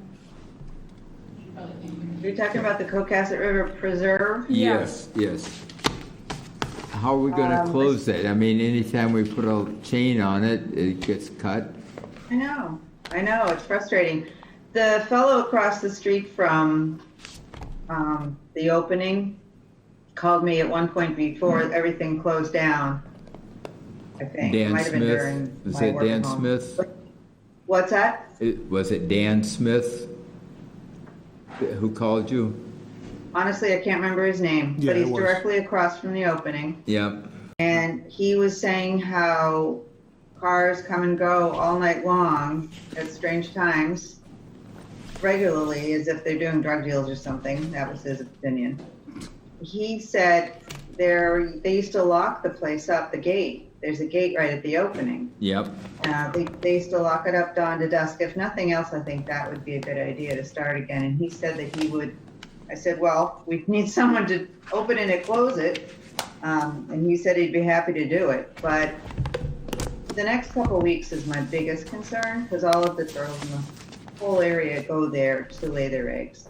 And it's just completely torn up. People are partying there, excuse me, using it like a dog park without leashes and cutting down bushes, the whole bit. So I just don't really know what to do about it, but it'd be nice to be able to close it for a couple of weeks, at least. Are you talking about closing it for a couple of weeks, not even having it closed during the day too? Closing the chain link fence area only. Oh.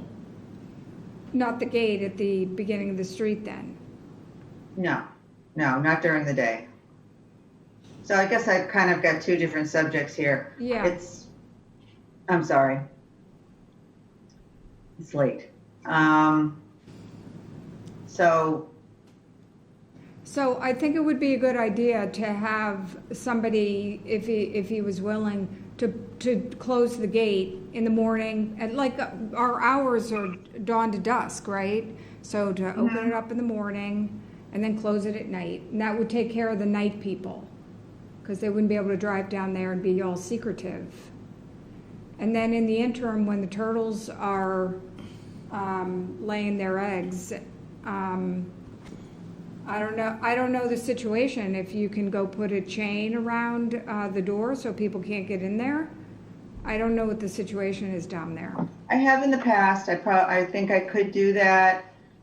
Oftentimes they'll cut it, but I need to put up a little sign. I've had a sign in the past, but I probably need to put up another sign saying why it was closed. But they have a habit of, most of it's the neighbors, and that's their playground. They don't want it. Signs don't bother them. Nope. So, sorry. You know, it'd be nice if people would be respectful and use it in a respectful way. But like I said, I mean, there were donut circles from some ATV or something that went in there, and there's all sorts of lawn chairs. And I observed about 10 people that looked like teens in bathing suits on my way home last week one day. And I counted 10. I figured, well, they're in the social gathering number, and they were probably seniors trying to have some fun for graduation. I don't know, but I didn't have to deal with them, so I left. What was I going to do? Yeah. It's a little frustrating. Yes. See if you can talk to, I'm pretty sure it's Dan Smith. Talk to him and see if he can close those outer gates at dusk and open them at dawn and see, or whenever. See what we can do. I mean, that'd be great. Okay. All right. Thank you, folks. I mean, would that work if we put out a sign that said closure for 2 weeks or something like that, nesting season? Yeah, I think that'd be good. And then you wouldn't have to deal with the other end. Because there's no soccer games or anything, right? So there's nothing going on right now. No sporting events. So A lot of you, people do walk through there and bike through there, but I suppose they could do that if they're walking. They can walk through there anyway. Yep, absolutely. Yep. And for 2 weeks, I know fishermen like to use it, which I think is great. But for 2 weeks, they can go somewhere else, I would think. yeah, you have a protected species down there, so. So I'm you with the think keep the turtles. whole gate closed at the street? Yeah, Yep. leave it closed all day. All right. Yep. That'll That'd be take care perfect. of the temporary. You'll have to post a sign, though, as to why. Right. Okay. Okay, give it a shot. Do we need to let anybody else in Thank the you. town know we're going to be doing this so that when the phone calls start? Well, we'd probably have to let the fire department know. They have a key. Jane? What if there is a fire? Oh, I know. Yeah, there you go.